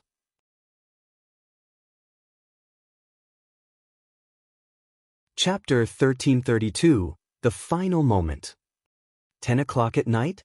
So, I have 2 hours left. Feng Wu took a deep breath to calm down. I still have time, right? The question was directed at the peach blossom fairy in her head. However, the fairy only gave Feng Wu a strange but piteous look without saying a word. Just tell me, do I still have 2 more hours? Feng Wu glared at her. The fairy was a little frightened. Pursing her lips, she looked at Feng Wu and nodded. Yes, but you'll never be able to finish it in 2 hours. Why didn't you wake me up? Feng Wu tried to suppress her anger. The broken star piece was something she valued more than her own life. The fairy glanced at Feng Wu and said quietly, I tried, but you just wouldn't wake up. Listen, my throat is raw from all the shouting. God knew how flustered she had been when Feng Wu remained unconscious and wouldn't respond to her calling. Fine. We'll talk about it later. My top priority now is to finish the task. Feng Wu took a deep breath. Xiao Wu? Xiao Wu. Chaoga and Feng Sun exchanged looks, because they realized that Feng Wu's mind had wandered off again.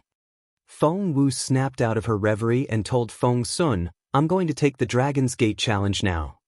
Feng Sun couldn't believe what he had just heard, and he yelled at Feng Wu, Are you out of your mind? Do you know what time it is now? It's almost midnight. Feng Wu grabbed him and said anxiously, I don't care. I need to do it now. I can't wait. Feng Sun shook his head. It's not going to happen. Feng Wu was already heading out. Feng Sun immediately stopped her. Little Feng Wu, are you crazy? You've missed your appointment, and Chief Qiao won't let you do it anymore. What Feng Sun didn't tell Feng Wu was that people had been talking about her challenge and many had bet on the outcome. Some had bet on her success and others on her failure, but no one had anticipated that she would give up. People in the imperial capital had been saying the nastiest things about Feng Wu, and Chaoga didn't dare to repeat them to her. Feng Wu had no idea of any of that. She only stared at Feng Sun and asked, What if I insist? Are you in such a rush? Taking a deep breath, Feng Wu said in a serious tone, What if I tell you that I'll be dead if I don't pass the Dragon's Gate challenge in the next 2 hours? Is it that serious? Feng Sun couldn't believe what he just heard. Feng Wu nodded. Yes, that's serious. Feng Sun looked into her eyes and saw that she meant it. Wait, let me think. Feng Sun rubbed his chin and racked his brain. He said, Chief Qiao set up the Dragon's Gate, but you were still unconscious and missed the appointment. Chief Qiao was so mad that he said that he wouldn't give you another chance. Feng Wu was speechless. Feng Sun walked back and forth in the room. Chief Chiao is known for his quick temper, and once he's made up his mind, no one can change it. 1.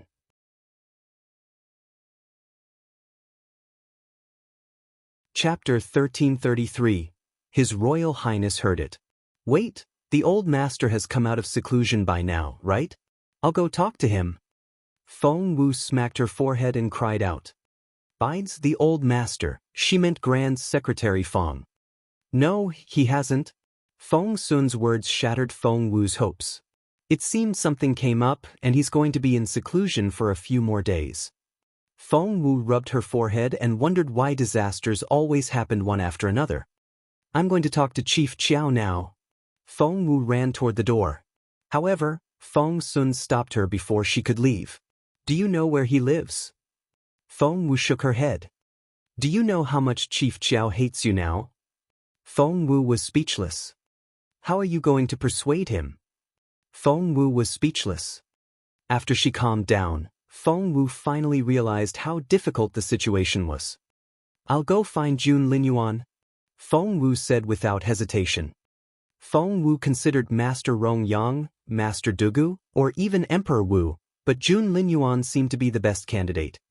Staring at Feng Sun, Feng Wu said rapidly, Jun Linyuan is without doubt an influential figure. As long as he puts in a word for me, no matter how reluctant Chief Chiao is, he'll have to say yes. Feng Sun asked, Are you so sure that Boss Jun can make that happen? Feng Wu gave Feng Sun a strange look. Trust me. Jun Linyuan can do it. If he can't, no one can. Feng Sun looked intrigued and asked Feng Wu, So, that's how impressive you find Boss Jun. Then why do you always offend him? Why did you say you don't like him? Feng Wu snorted. Of course Jun Linyuan is an impressive figure. The entire continent knows that, and I'm not blind. But you know how snappy he is.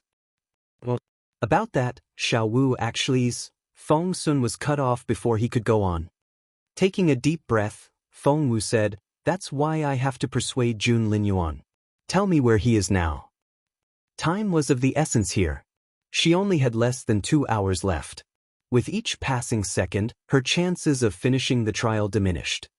Boss Jun is. Before Feng Sun could finish, they heard someone clearing his throat outside the door. Feng Wu was dumbfounded. Chaoga nudged Feng Wu with her elbow. Xiao Wu, look. She gestured at the door. The door opened by itself to reveal a tall figure. Feng Wu was dumbfounded as soon as she saw who it was. The teenager had his back to them. Dressed in a white robe, the teenager was tall and elegant. The silver moonlight poured over him, reminding one of an immortal descending to this world. It was none other than Jun Linyuan himself. Feng Wu was dumbfounded, and she bit her lips so hard that it almost bled. She glared at Feng Sun and asked with her eyes, Has Jun Linyuan been there this whole time? Feng Sun shrugged. It was true. He had done it on purpose. Feng Wu was speechless. That was to say, Jun Linyuan had heard all her comments just then. Feng Wu was speechless. She had never blushed so hard before. Her cheeks turned pink, and she wrung her fair, slender fingers together. She didn't know what to do.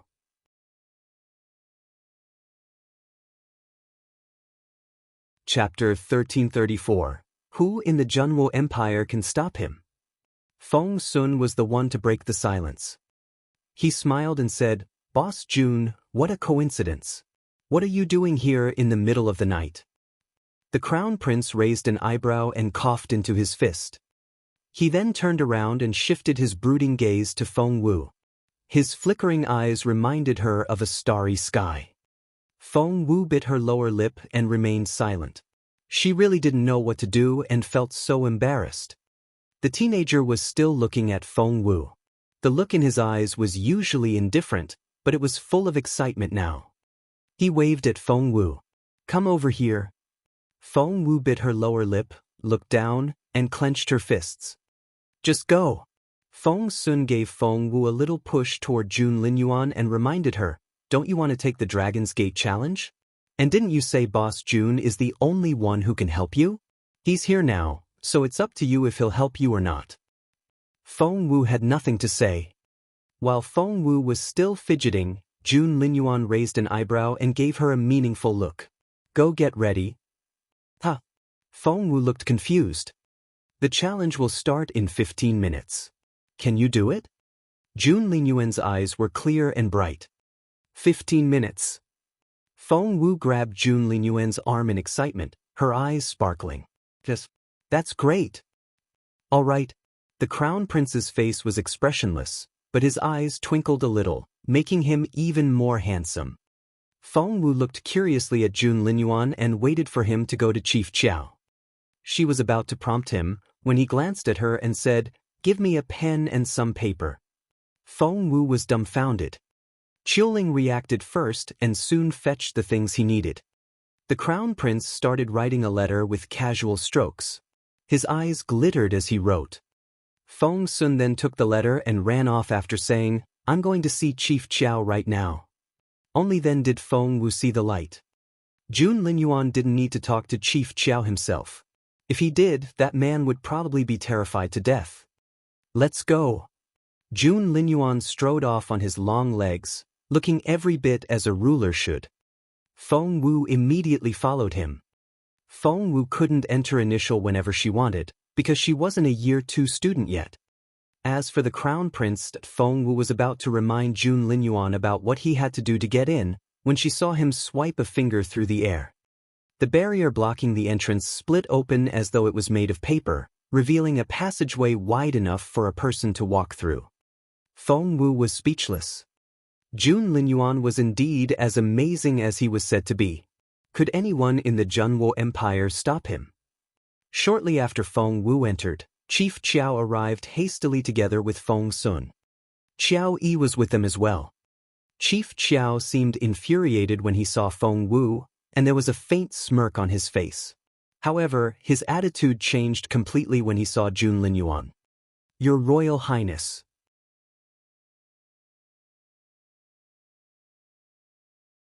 Chapter 1335, As You Wish.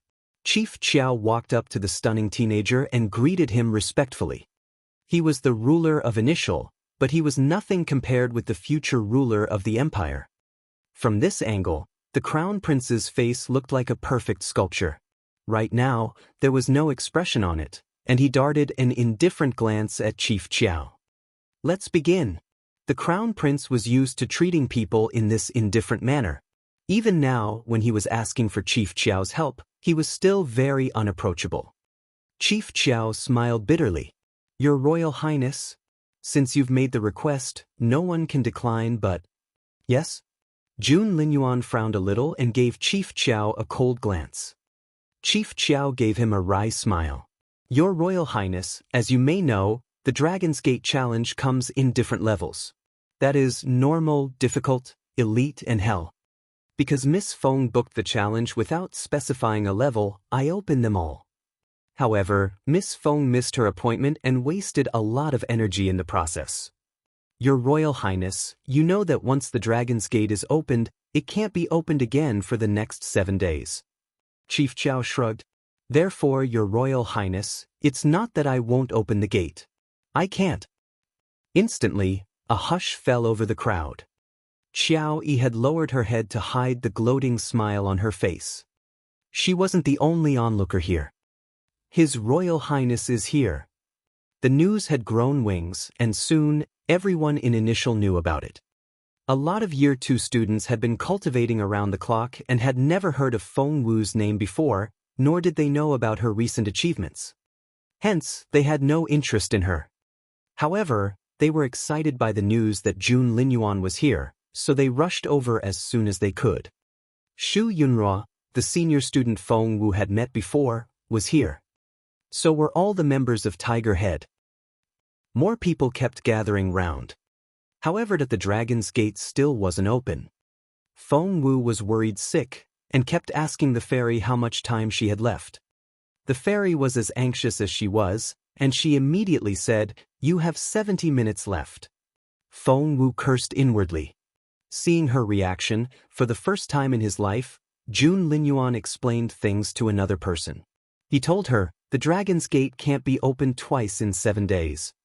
Putting a long face, Feng Wu tugged at his sleeve and looked eagerly at him. He was her last resort.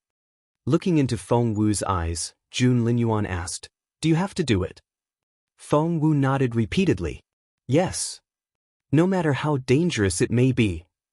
Feng Wu went on nodding. "Yes. And you have to do it now?" Feng Wu nodded affirmatively again. Jun Linyuan saw that she was determined, and the look on his face turned stern. He slowly walked up to the Dragon's Gate. The Dragon's Gate was a building that reminded one of a dragon's palace. The front gate was a gigantic dragon's head, and the glint in its eyes could give one the creeps. The head was man-made, but those eyes were genuine dragon's eyes. Then Jun Linyuan.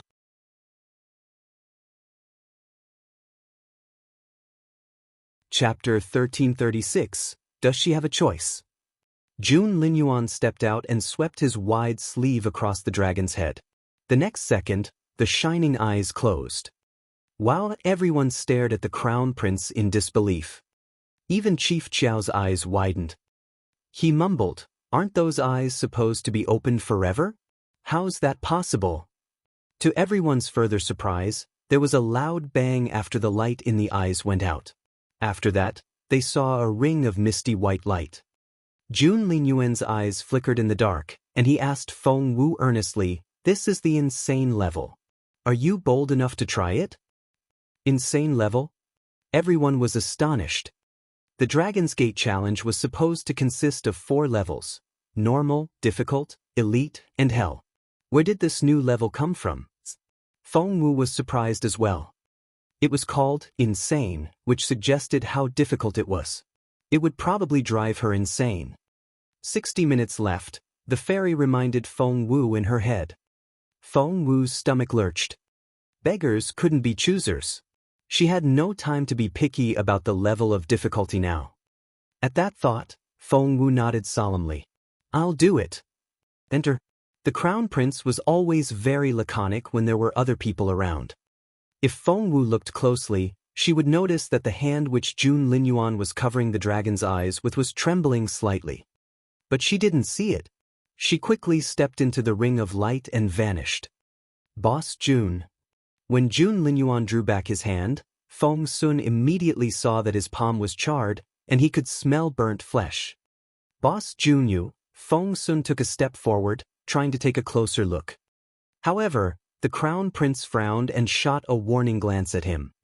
Feng Sun paused in embarrassment. His lips moved, but he didn't know what to say.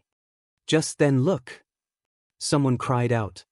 After Jun Linyuan put his hand down, they could see Feng Wu's image in the dragon's eyes. To be more precise, the eyes were showing what Feng Wu was doing inside. That was to say, everyone could see Feng Wu taking the challenge. "Look, she's in Trial 1, and she's already in danger." The Dragon's Gate was where Year 2 students took their tests, so they were very familiar with the normal level. At the normal level, the Dragon's Gate consisted of just 3 trials, and those new to Year 2 could roam this level only. The difficult level consists of 6 trials. There are 9 trials at the elite level and 12 at the hell level. Does that mean that there are 15 trials at this insane level? All the members of Tiger Head were there. Tao Hu, Gu Honglang, and Lung Hu all held a grudge against Feng Wu, and right now, they were staring at the dragon's eyes. Does she think she can survive this insane level? That's just preposterous. No one had any faith in Feng Wu, especially Lung Hu. Her arms had recovered, and right now, she was smirking with her arms crossed. Gu Honglang sneered as well. Who does she think she is? The insane level? If you ask me, the normal level is already difficult enough for her.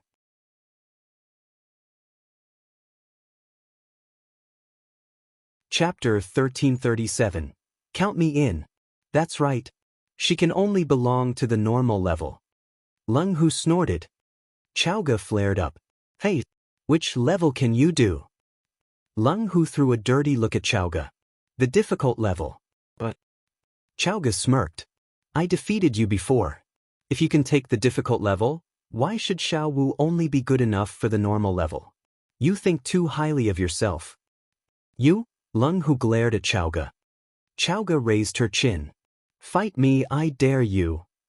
Now that Feng Wu was away, Leng Hu wasn't intimidated by Chao. However, she saw Feng Sun narrow his eyes. Young Lord Feng was usually a friendly person who liked to joke around, but when he got angry, he could be almost as terrifying as the crown prince. Seeing Feng Sun standing behind Chao, Leng Hu was reminded of their interactions before, so she bit her lower lip and glared at Chao. "You won't trick me." Chao smirked. "Would you like to make a bet, then?" Leng Hu asked, "On what?" Chao smiled. "Didn't you say that Xiao Wu is only good enough for the normal level? If she makes it to the difficult level, I win. You'll have to kneel down in front of me and admit your mistake. If I lose, I'll do the same." Leng Hu was baffled. She had only said those things in passing to vent her jealousy. Judging from what Leng Hu had seen so far of Feng Wu's performance, she knew that Feng Wu was probably capable enough to make it to the elite level. "I'm not taking that bet. It's so childish." Leng Hu refused. Chao smirked. "Coward." Just then, another voice rang out. "I'll take the bet." Chao turned around to discover Qiao Yi. Qiao Yi had come here in such a rush that she only wore a thin dress. Her face was pale from the chilly night air, but she was very excited. "I'll take the bet. I bet you that Feng Wu can go no further than the elite level. Do you dare bet against me?" By taking a bet with Chao, Qiao Yi was ignoring the fact that she was a teacher, and many students found her behavior rather inappropriate. Chao smirked. "Sure, why not? Xiao Wu is going to make it to the insane level, anyway, because she's insanely capable." The insane level? Everyone stared at Duan Chao as though they were looking at an idiot. Was she nuts? "Count me in." "Me too." "And me." Many students spoke in taunting voices, and most of them were girls. They saw with their own eyes that the crown prince himself had helped Feng Wu go in. And because of that, they felt so frustrated. Finally, there was a way for them to vent that anger. "What are your stakes, then?" Chao asked confidently. The question stumped the others, but Tao Hu smirked and said, "I would say my points, but I don't think you can afford to lose any of yours." Points were used as a type of currency in Initial. With them, one could buy anything they wanted as long as they could find it here. Chao didn't have any of those points. "She doesn't have any, but I do." Feng Sun broke the silence and stepped out. He then patted Chao's shoulder. "Go get some pen and paper to write down their names. I'll pay for you if you lose." Qiao Yi was dumbfounded and heartbroken to hear that.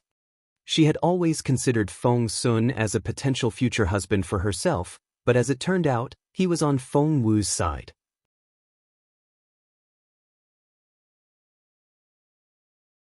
Chapter 1338, Infatuation. The others were displeased to see Feng Sun take Feng Wu's side as well.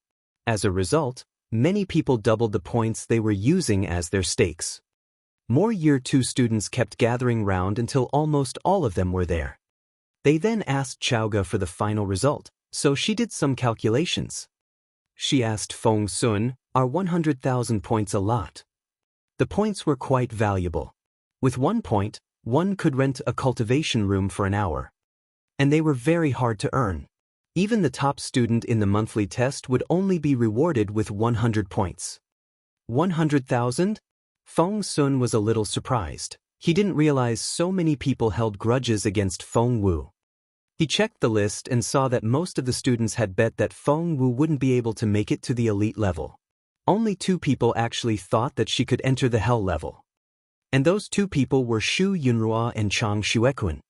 As for the insane level, no one thought Feng Wu was that good. Feng Sun smiled. "I guess the house will take it all this time." "Young Lord Feng, do you think that Miss Feng Wu can make it to the insane level?" someone asked indifferently. Feng Sun looked up and found the man a little familiar. "And you are?" He narrowed his eyes. "I'm Xiaoning, and I was 15th in the last monthly test." The expression on the teenager's face was as indifferent as his voice. Feng Sun smiled. 15th. I see. Xiaoning met Feng Sun's eyes. But I was stopped at the elite level and wasn't able to enter the hell level. Young Lord Feng, do you think Miss Feng is more capable than I am? Everyone fell silent, and all they could hear was the howling wind. Even Yin Xiaoning, the 15th student in Year 2, couldn't make it to the hell level. How could Feng Wu succeed? She had just left Year 1 and hadn't been accepted into Year 2 yet. After hearing Yin Xiaoning's question, everyone began to give Duan Chaoga strange looks. They were even more convinced that Feng Wu was going to lose. "Excuse me, may I raise my stake?" someone asked gingerly. Chaoga picked up her pen. "Of course." Feng Sun sighed in resignation. He wondered if the girl had lost her mind. How could she agree to raise the stakes? Had she forgotten that Feng Wu couldn't actually pass the insane level? However, Chaoga had said yes, and there was nothing else Feng Sun could do. He rubbed his forehead. Fine, fine. Bring it on. Put in as much as you want." Although Feng Wu had no points, Boss Jun had plenty of them. In the end, Boss Jun was going to be the one to pay the debt, so Feng Sun decided that he shouldn't be worried. He grinned at Boss Jun. Meanwhile, the Crown Prince had been standing there since Feng Wu went in. Crossing his hands behind his back, he looked as handsome as a deity.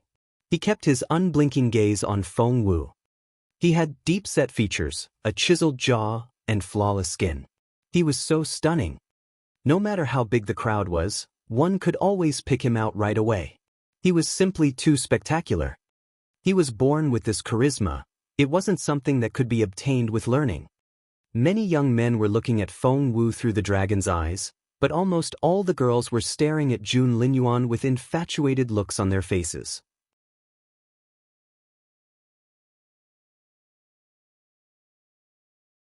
Chapter 1339, How naive of you. The girls were frustrated when they saw the way Jun Linyuan looked at Feng Wu, so they raised their stakes again.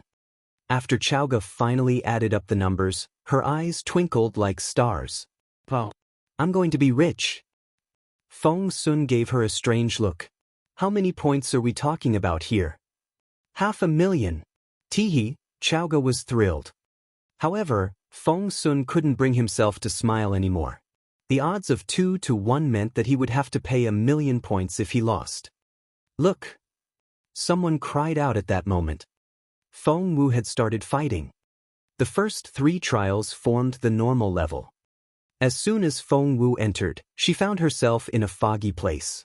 There was mist everywhere, and visibility was very low. "Awoo!" A lone wolf howled. Before Feng Wu could react, a strong wolf charged at her at a tremendous speed. Its speed was unbelievable. However, it might be lightning speed to other people, but in Feng Wu's eyes, the wolf was moving in slow motion. The wolf leapt and pounced at Feng Wu. Thump! Feng Wu raised a leg and kicked the wolf in its belly when it was still in midair. Thump! The wolf wailed in pain and was kicked away into the distance. Crash! It crashed to the ground and whimpered.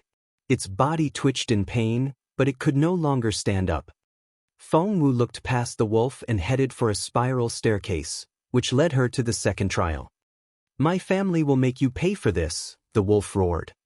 Soon, Feng Wu reached the next floor. The wolf wasn't bluffing, because Feng Wu now faced 2 strong wolves with glossy fur. They were glaring at Feng Wu. They were the parents of that lone wolf. "Did you defeat my child?" The mother wolf glared at Feng Wu. Meanwhile, the fairy was prompting Feng Wu in her head. "Faster!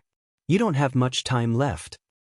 Feng Wu knew very well that she couldn't afford to spend more than an hour in the Dragon's Gate. Therefore, when the father wolf grinned and said, "If that's the case," it didn't get to finish its sentence. Feng Wu charged at them, punching one wolf and kicking the other. The 2 wolves were immediately struck down. Feng Wu only had to attack once. Without hesitation, Feng Wu headed for the next trial. Meanwhile, the crowd outside were watching her in disbelief. They knew that Feng Wu was good enough to get through the normal level, but they didn't expect her to achieve it so effortlessly. Although it was only the normal level, it was still difficult for new Year 2 students. About 10% of Year 2 students still couldn't pass it. This Feng Wu is more capable than I expected. I think we've underestimated her. Would she take the Dragon's Gate challenge if she didn't know what she was doing? You people are so naive.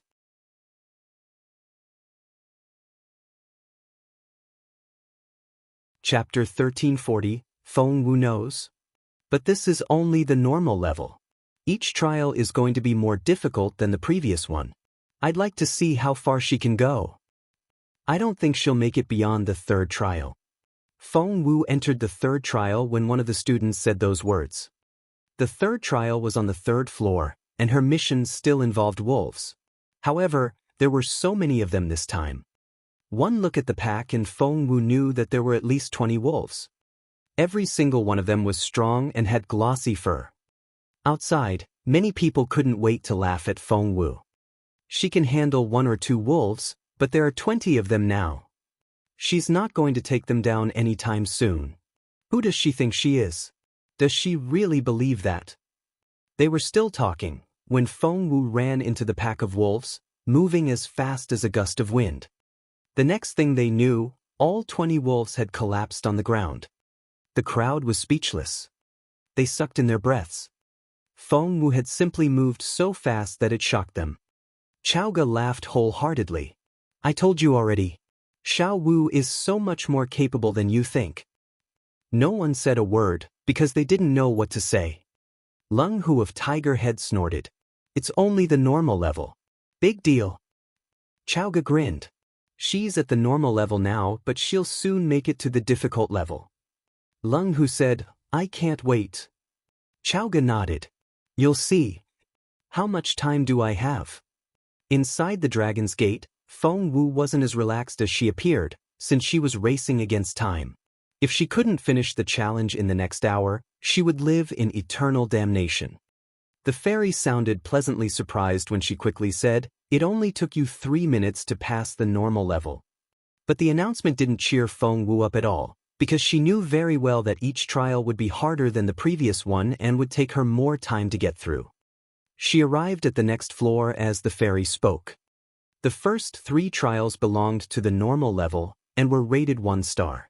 Starting from the 4th floor, she had entered the difficult level, and the trials were all rated 2 stars. Although the difficulty level had only been raised by 1 star, Feng Wu sensed an intimidating power as soon as she walked onto the 4th floor. She looked up to discover a giant robot. It was the size of a 3-story tower. Compared with it, Feng Wu was tiny, and her thin limbs looked like matchsticks. Red light shone from the robot's eyes as it stared at Feng Wu, and a voice came out of its belly. Young lady, it's not too late for you to give up now. There was no cadence to its voice, and it paused after each word, which made it sound rather creepy. Seeing the blue glow coming out of the robot and its smooth outline, Feng Wu was alarmed. That was a very powerful robot. Needless to say, it had great physical strength. Feng Wu knew perfectly well what her shortcomings were.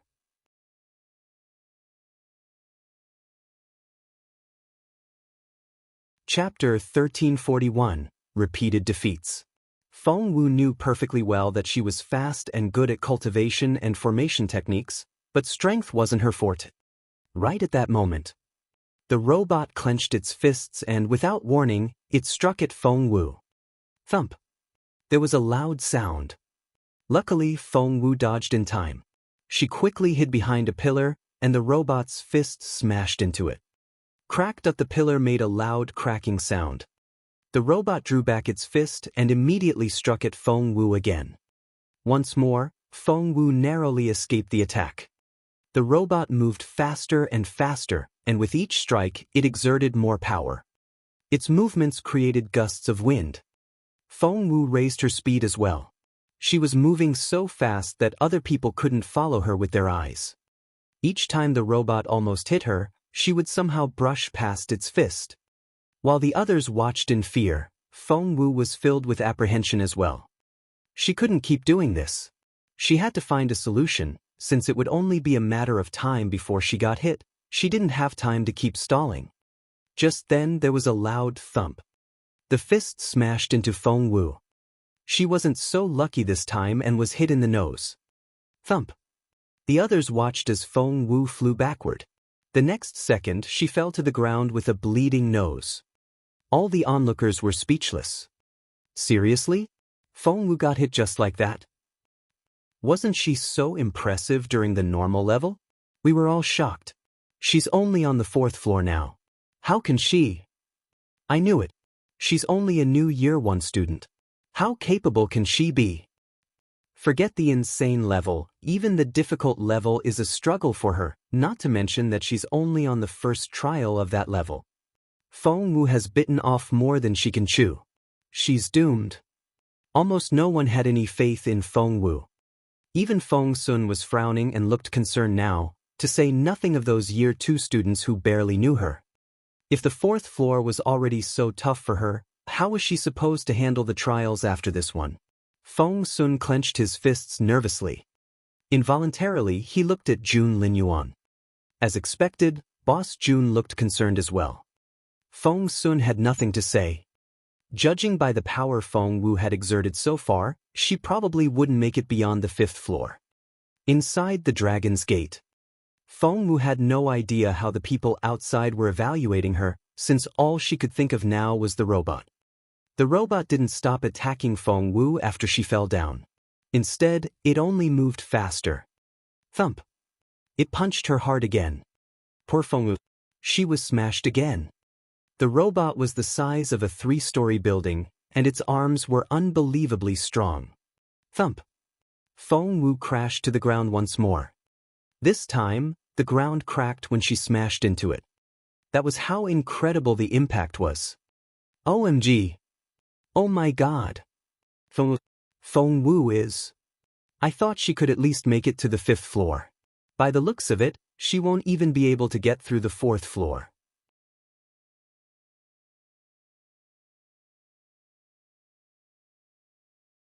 Chapter 1342, finally figured it out. Many people were talking and crying out at the same time. Standing in the crowd, Qiao Yi gloated. Heh. Doesn't Feng Wu always think so highly of herself? I bet she never saw this coming. She's so ridiculous, thought Qiao. She smirked and said, there I was, thinking how incredible she is. I see that she's not that much better than the rest of us. Clenching her fists, Qiaoge glared at Qiao Yi. Xiao Wu can go much further than this. You people are underestimating her. That. Qiao Yi smirked. In that case, I can't wait to see her performance. Meanwhile, Feng Wu had smashed into the ground again. The impact sent an excruciating pain up her spine. She drew in her breath, worried that the fall might have hurt her spine. The robot didn't stop just because Feng Wu was injured. Instead, a murderous look flickered in its eyes, and it charged at Feng Wu. It wanted to finish this battle as soon as possible. Note that despite the pain in her back, Feng Wu jumped to her feet and rushed out. The Phoenix dance was such a skillful move that the robot wasn't able to keep up with her for the moment. However, the space was limited here, and no matter how fast Feng Wu could run, the robot would still be able to catch up with her. Once she figured that out, she looked over her shoulder to observe the robot. As expected, it was smirking, and its eyes were filled with confidence. So, it was running after her like a cat teasing a rat. Damn it.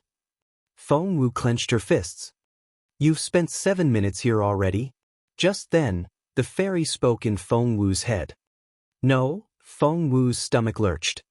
She had only reached the 4th floor, but it had already cost her 10 precious minutes. At this rate, she was going to fail. No, she had to figure something out. As Feng Wu ran, she recalled the robot's movements in her head as if she was replaying a movie. She studied each frame. Where was the problem? Outside, many people saw what Feng Wu was doing and snorted. Is she seriously thinking about how to defeat a robot? Does she think that there's some sort of technique? That's just ridiculous. She's so going to lose. She's such a braggart. What's she doing now? Ha. Many Year 2 students smirked. And most of them were girls. They hadn't been so hostile toward Feng Wu before, but ever since the Crown Prince got here, Feng Wu had become an eyesore. One of the Year 2 students, however, was looking at Feng Wu with unblinking eyes. And that person was Xu Yunrua, whom Feng Wu had only met once before. However, everyone was either looking at Feng Wu or Jun Linyuan, so no one noticed the look on Xu Yunrua's face. Inside the Dragon's Gate, that Feng Wu's eyes grew brighter as she studied the robot. She finally found the problem. Its paces and strikes were too accurate.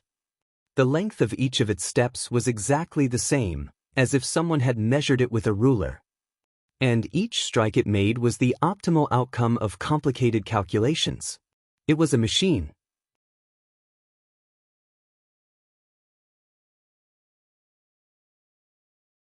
Chapter 1343. Turn Things Around. Once Feng Wu figured that out, she smiled a little. Since the robot was designed to make the optimal choice, doing the exact opposite would definitely disrupt its rhythm. Once that happened, Feng Wu's eyes became brighter and brighter. She finally figured out a way to handle the robot. After she had the right idea, all she needed to do now was find the best way to tackle the robot through trial and error. By then, the robot was already very close to her. If she wasn't careful enough, it could grab her with its hand. To everyone's astonishment, Feng Wu suddenly stopped moving forward. Instead, she began to back away with strange movements. Even the robot itself was baffled, let alone the onlookers. It only took a second for Feng Wu to run around it. The robot bellowed and spun around to chase her. However, with the robot's enormous size, it wasn't very easy for it to turn around. Feng Wu was as nimble as a little mouse. She kept running around the robot, making it disoriented. Outside, everyone was dumbfounded. Xiaoge was very pleased, and she smirked at Xiao Yi. Did you just say that Xiao Wu was going to fail? Look at how she's playing the robot now. Xiao Yi snorted. Are you sure she's going to win? Xiaoge raised her chin. Of course. Anyone with eyes can see that once Xiao Wu gets the chance to climb up that robot, she can cut its throat in no time. Xiao Yi grunted, but she had to admit that Xiaoge was right. Everyone else agreed with Xiaoge as well. But not to everyone's surprise, Feng Wu didn't do it. She had indeed climbed onto the robot, but she only jumped from one spot to another like a nimble monkey. She didn't climb onto its shoulder to cut its throat. What's she doing? Asked someone in confusion. Who knows? She's hopping around like she's having fun. Why is she still in the mood to play? Does she not know what her priority is? This Feng Wu is so vain. How can she be so careless?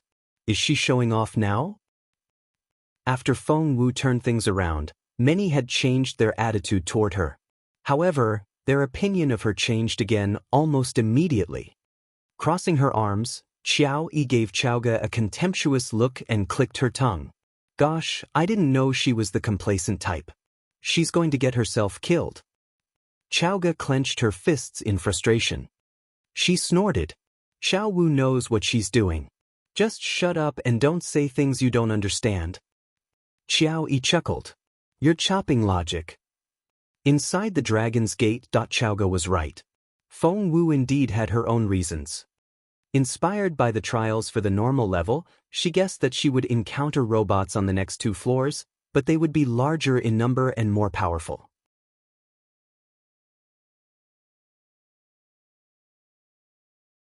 Chapter 1344, Untitled. If that was the case, why not figure out the robot's structure while she was still on the 4th floor? That was why Feng Wu had let go of the victory within her reach and climbed onto the robot to explore its structure instead. If this was half a month ago, when Feng Wu knew nothing about forging, she wouldn't have been able to figure out how the robot was put together.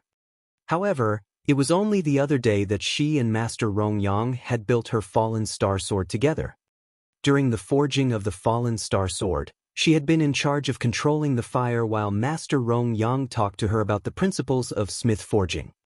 Thus, Feng Wu was able to find the robot's Achilles heel shortly after she started exploring.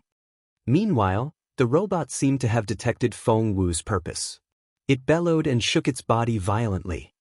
The movement shook Feng Wu off its body like an autumn tree shedding its leaves. Die! The robot raised a foot to stomp on Feng Wu. She wouldn't survive if that foot landed on her. But Feng Wu rolled and dodged in time. However, the robot still chased after her, and she barely escaped it several times. In fact, Feng Wu could have ended this fight a long time ago, but she had her own plan. She needed to figure out the pattern of its movements. However, a red light started flashing at that moment, and a warning sounded. Oh, Fengwu really is going to fail. Many of the Year 2 students gloated. What's that noise? Chaoga was confused. Xiao Yi explained to her, that's the warning for the 60-second countdown. If Fengwu can't make it to the next floor within the next 60 seconds, she'll be considered to have failed the challenge. That was to say, there was a time limit for each trial. Chaoga clenched her fists. Xiaowu, come on. On the 4th floor inside the Dragon's Gate. Fengwu didn't know exactly what that warning sound meant, but she could more or less guess. Thump. The robot tried to stomp on her again. Fengwu evaded it at the last second. By then she had learned the pattern to all the robot's movements. Click. She looked up in passing after she dodged the attack and saw that the door to the 5th floor was slowly closing. She finally knew what that warning sound meant. Without hesitation, Fengwu pushed off of the robot with her feet and dashed toward the door at her fastest speed. No, she won't make it. She can't beat that closing door. There goes the end of this Dragon's Gate challenge. Guys, it's time to go to bed. Many students yawned and were ready to go back to bed when, whoosh, there was a flash of white light. When they looked again, they saw that Fengwu was on the 5th floor. 3 bigger and stronger robots surrounded her like 3 small mountains. Gosh, Fengwu made it. She was able to make it to the 5th floor at the last moment. That's incredible. Don't celebrate just yet. Haven't you noticed? There are more robots on this floor, and they're even stronger.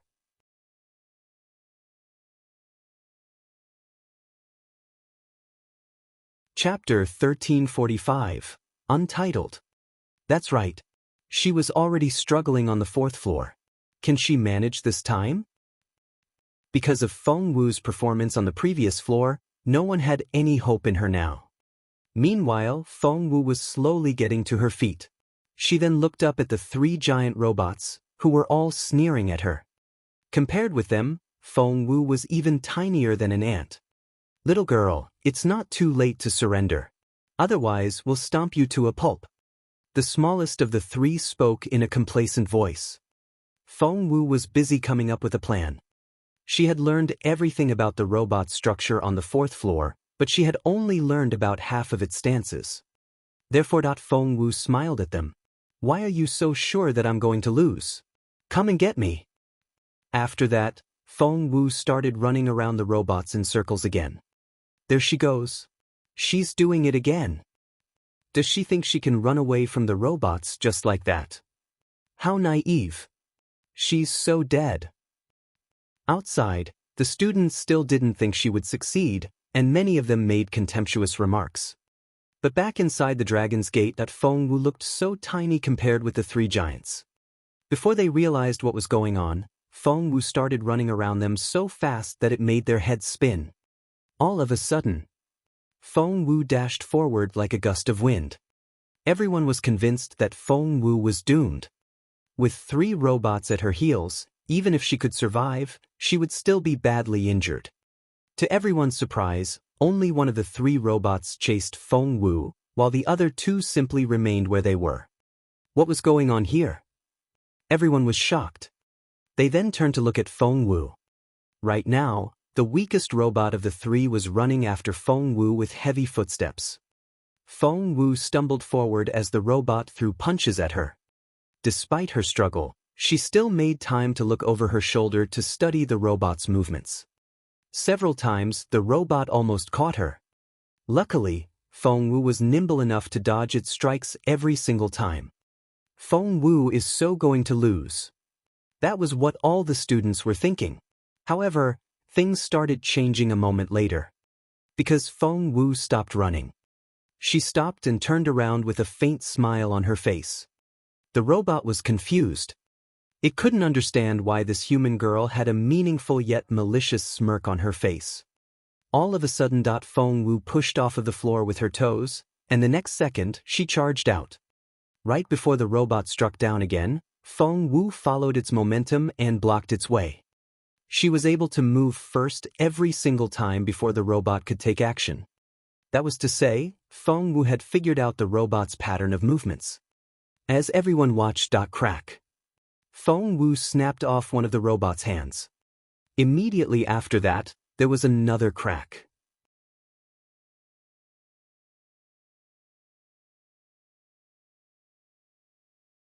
Chapter 1346, Untitled. Feng Wu removed one of the robot's arms. The students outside went insane. What's going on? Why does Feng Wu seem enlightened all of a sudden? What's happening here? I don't understand. Many people stared at Feng Wu in astonishment when they realized what was going on. To their further surprise, after taking off the robot's arms, Feng Wu shifted her body, and the next second, she was behind the robot. Thump. No one knew where Feng Wu had struck the giant robot, but it shrieked. The next second, its enormous body convulsed violently. Right after that. Crack. Things started falling from its body. The sound of spare parts hitting the floor continued.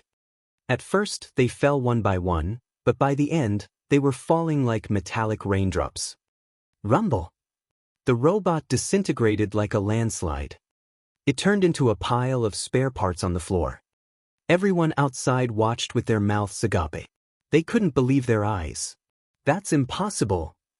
No way. How is that possible? That was so unexpected. Xiao Yi stared at Feng Wu in disbelief, and her hands clenched into fists in her sleeves. No, that's impossible. In fact, many other people also hoped that it wasn't real. But they couldn't deny the reality. As soon as Feng Wu took care of the robot, she walked away from it. The other two robots were still standing there. They looked as though they were frozen to the spot. At first, many students tried to persuade themselves that the robots had malfunctioned. However, Feng Wu unhurriedly walked up to them and casually patted both of them. Thump. The giant robots collapsed into two piles of spare parts. Both of them. That immediately shocked the students all over again. How was that even possible? It took Feng Wu so much time to defeat one robot on the fourth floor, so how did she manage to? Xiao Yi stared at Feng Wu with wide open eyes. She had thought that the fifth floor would be as far as Feng Wu could go. As it turned out, she had passed the trial with much less effort this time. Is this Feng Wu even human? How could she pass the fifth trial more easily than the fourth one? It was barely any effort at all. I can't wait to see what she's going to do on the sixth floor. By then, the onlookers were split into several groups. Some found Feng Wu exceptionally bright, and some couldn't wait to see her fail. Meanwhile, Feng Wu was running toward the sixth floor at top speed. Like everyone had expected, a group of robots was waiting for her there. They were enormous in size and there were so many of them. Just by standing there, they already looked very intimidating. When Feng Wu walked onto the sixth floor, they all stared at her with ferocious looks on their faces. The students outside felt their stomachs lurch when they saw the room full of robots.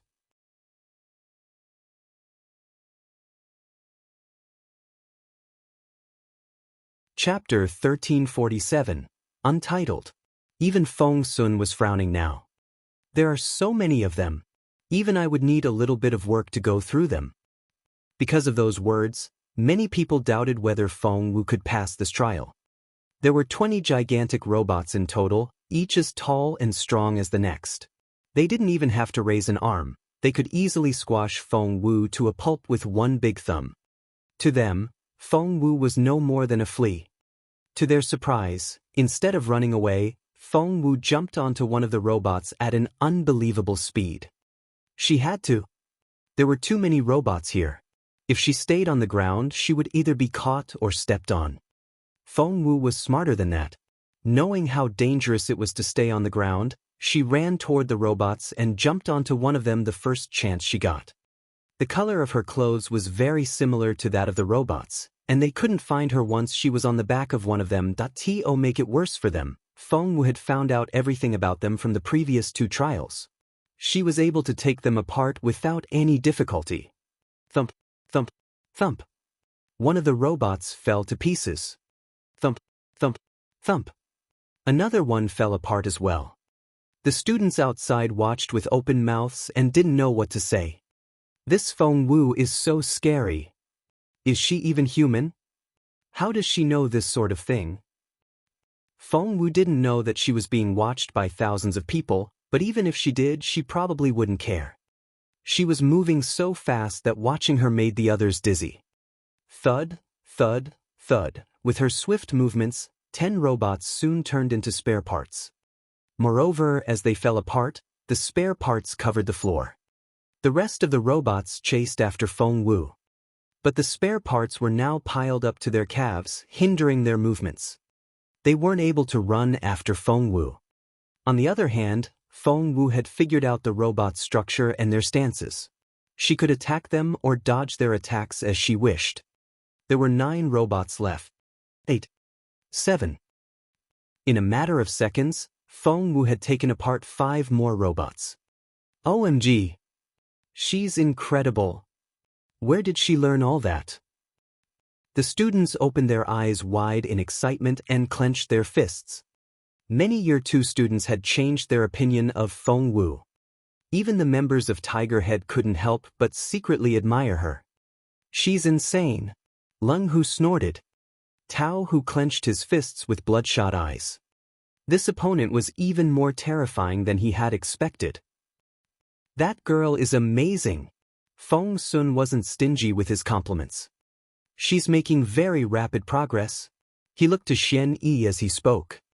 Xian Yi nodded. One could say that they were the ones who had been with Feng Wu every step of the way as she worked to improve herself, but the speed of her achievements was beyond their imagination.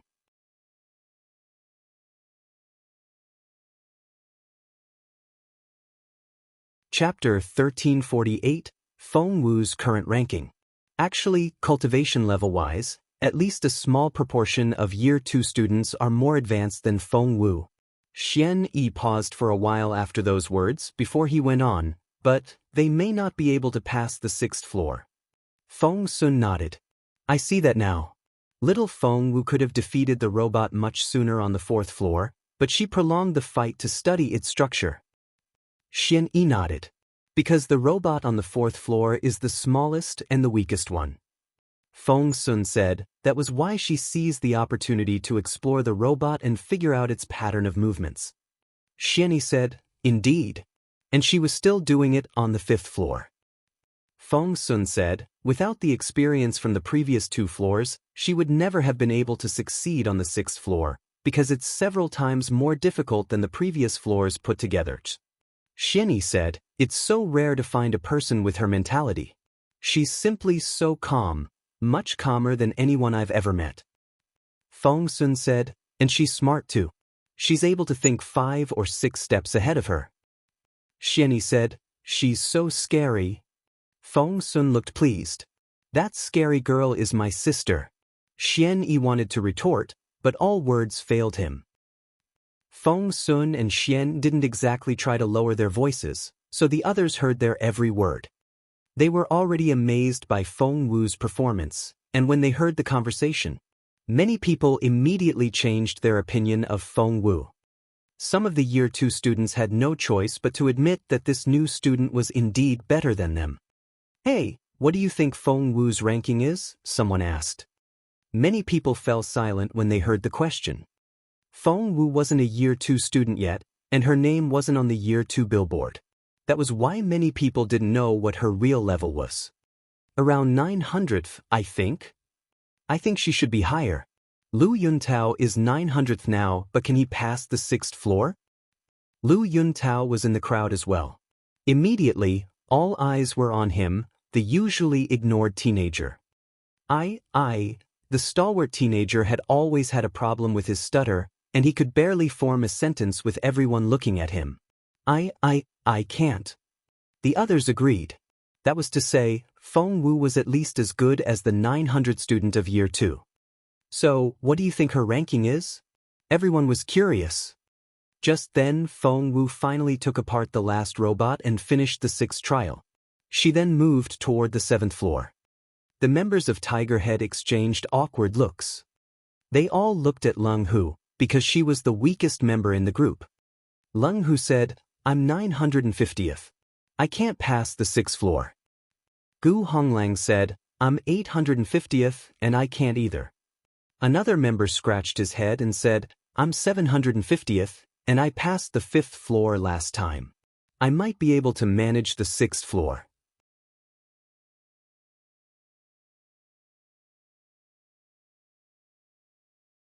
Chapter 1349, She Won't Make It. But what this teenager called Su Hong failed to mention was that he wouldn't be able to take apart a bunch of robots the way Feng Wu had, even after he watched her do it. Does that mean that Feng Wu should be around 750th if she's included on our billboard? Tao Hu, who had remained silent the whole time, clenched his fists and said, She can't be higher than 700th. Lung, who darted a suspicious look at their group leader and wondered if Feng Wu would really only be ranked in the 700s. The elite level starts from the 7th floor. Tao Hu snorted. I'd like to see her try to get through this one. Immediately, many people grew excited. Even if Feng Wu was only 700th, that was still an amazing achievement, because that was already much better than many existing Year 2 students, and Feng Wu hadn't even gotten into Year 2 yet. For the Year 2 students, it was very difficult to move up the billboard. Therefore, under normal circumstances, Feng Wu wouldn't be able to go further than the 6th floor. The elite level starts from the 7th floor, and it's no longer all about fighting. One has to think about their moves, and that's not something Feng Wu can manage. Have we ever had a student in initial who skipped a grade and made it all the way to the 7th floor? No, we haven't, and Feng Wu won't be that person either. If I remember correctly, there's a magma beast on the 7th floor, isn't there? Feng Sun murmured as he rubbed his chin. Yes, indeed. Various emotions flashed in Chief Chiao's eyes as he studied Feng Wu, and he was lost in thought.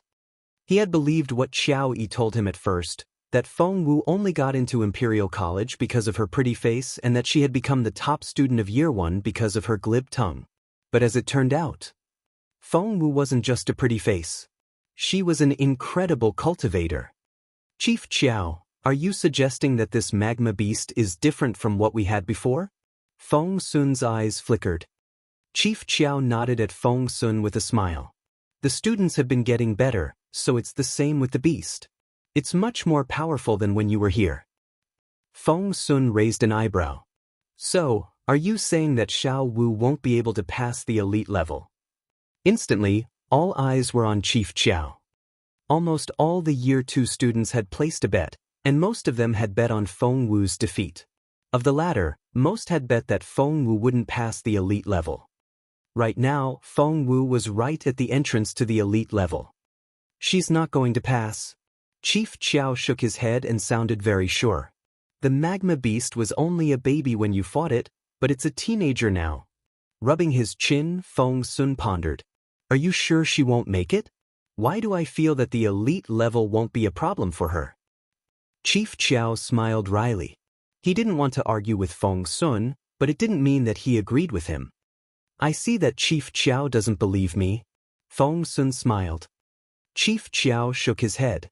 My lord, you may not know this, but less than 200 students of initial have actually passed the elite level. Everyone drew in their breaths.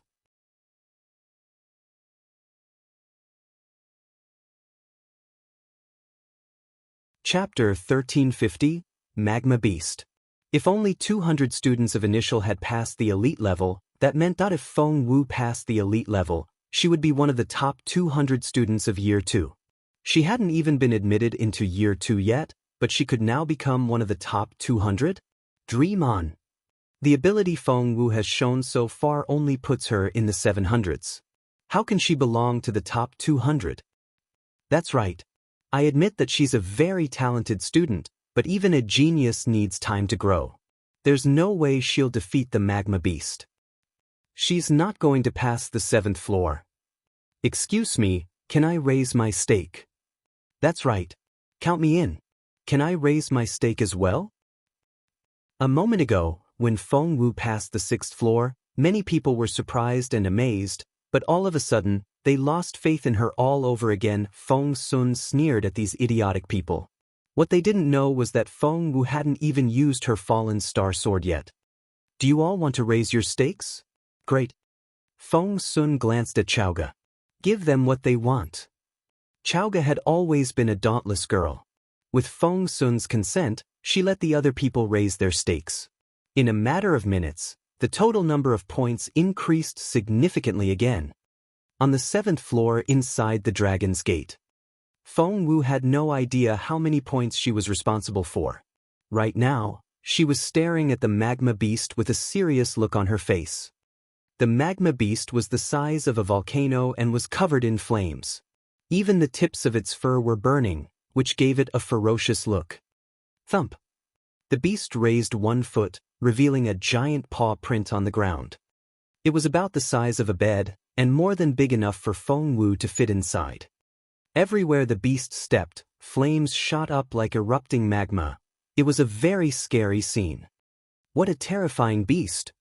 How was Feng Wu supposed to fight that thing? Just then, the giant magma charged at Feng Wu at a tremendous speed. But Feng Wu only remained where she was and stood her ground.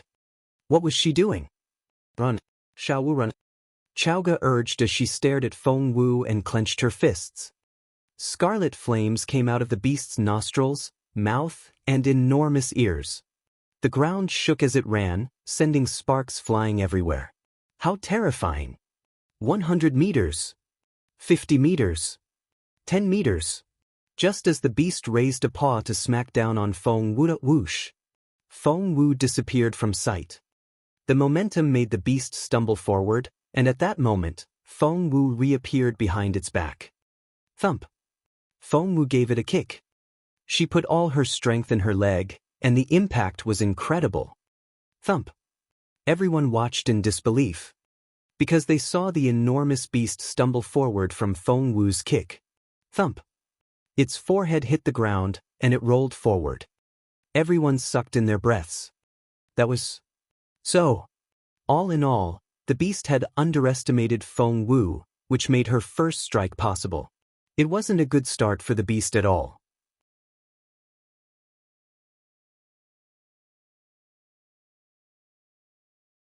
Chapter 1351, Ice and Earth. The scary fact was that at this advanced level, a slight mistake could ultimately lead to failure. The magma beast lost its momentum from the very beginning, which gave Feng Wu a great opportunity. As a result, Feng Wu smiled a little. She charged at the magma beast before it could stand back up. In fact, Feng Wu could have drawn out the Fallen Star Sword. Nothing would be able to compete with the Fallen Star Sword. However, that wasn't what Feng Wu did. Because the magma beast wasn't important enough for her to draw out her sword. Thump! Feng Wu jumped onto the giant. Standing amidst the flames, Feng Wu waved her hand, and whoosh! It started snowing heavily. Ice and snow! Someone outside the Dragon's Gate cried out. Does Feng Wu have the ice attribute? Since when? Many people looked confused. As far as they could remember, Feng Wu had always had the fire attribute. When did she obtain a second attribute? And that stance she's using is very advanced. Feng Wu is so capable. I have the ice attribute as well, and I'm a spiritual elder. Why couldn't my ice extinguish the beast's fire? But Feng Wu's ice could. Ice and snow drifted down onto the magma beast. Instantly, the flames all over its body gradually went out as the snow fell. The fire is put out. The magma fire. Didn't Chief Chiao say that the beast is already a teenager? Instantly, all eyes were on Feng Wu. The teenage girl seemed to shine as resplendently as the sun. Over and over again, she did amazing things to change other people's opinion of her. That was incredible. How could a teenage girl be so impressive? Everyone was still admiring Feng Wu for what she had done when suddenly the magma beast lying stiffly on the ground convulsed. The next second, it looked up and glared at Feng Wu. Plop, plop. Snow started falling off its body. Its eyes were scarlet red. And flames rose from its body again. Qiao Yi was thrilled. She cried out, "The beast is back on its feet. The beast is back on its feet." Immediately, a lot of people looked at her. Someone murmured, "Isn't Miss Qiao Yi the daughter of Chief Qiao, And a year 1 teacher? So, she's Feng Wu's teacher, isn't she? Why is she so eager to see Feng Wu fail? I saw the bet she put in. It's a lot higher than ours. She's so. However, Qiaoyi didn't hear any of that. Right now, all her attention was on Feng Wu.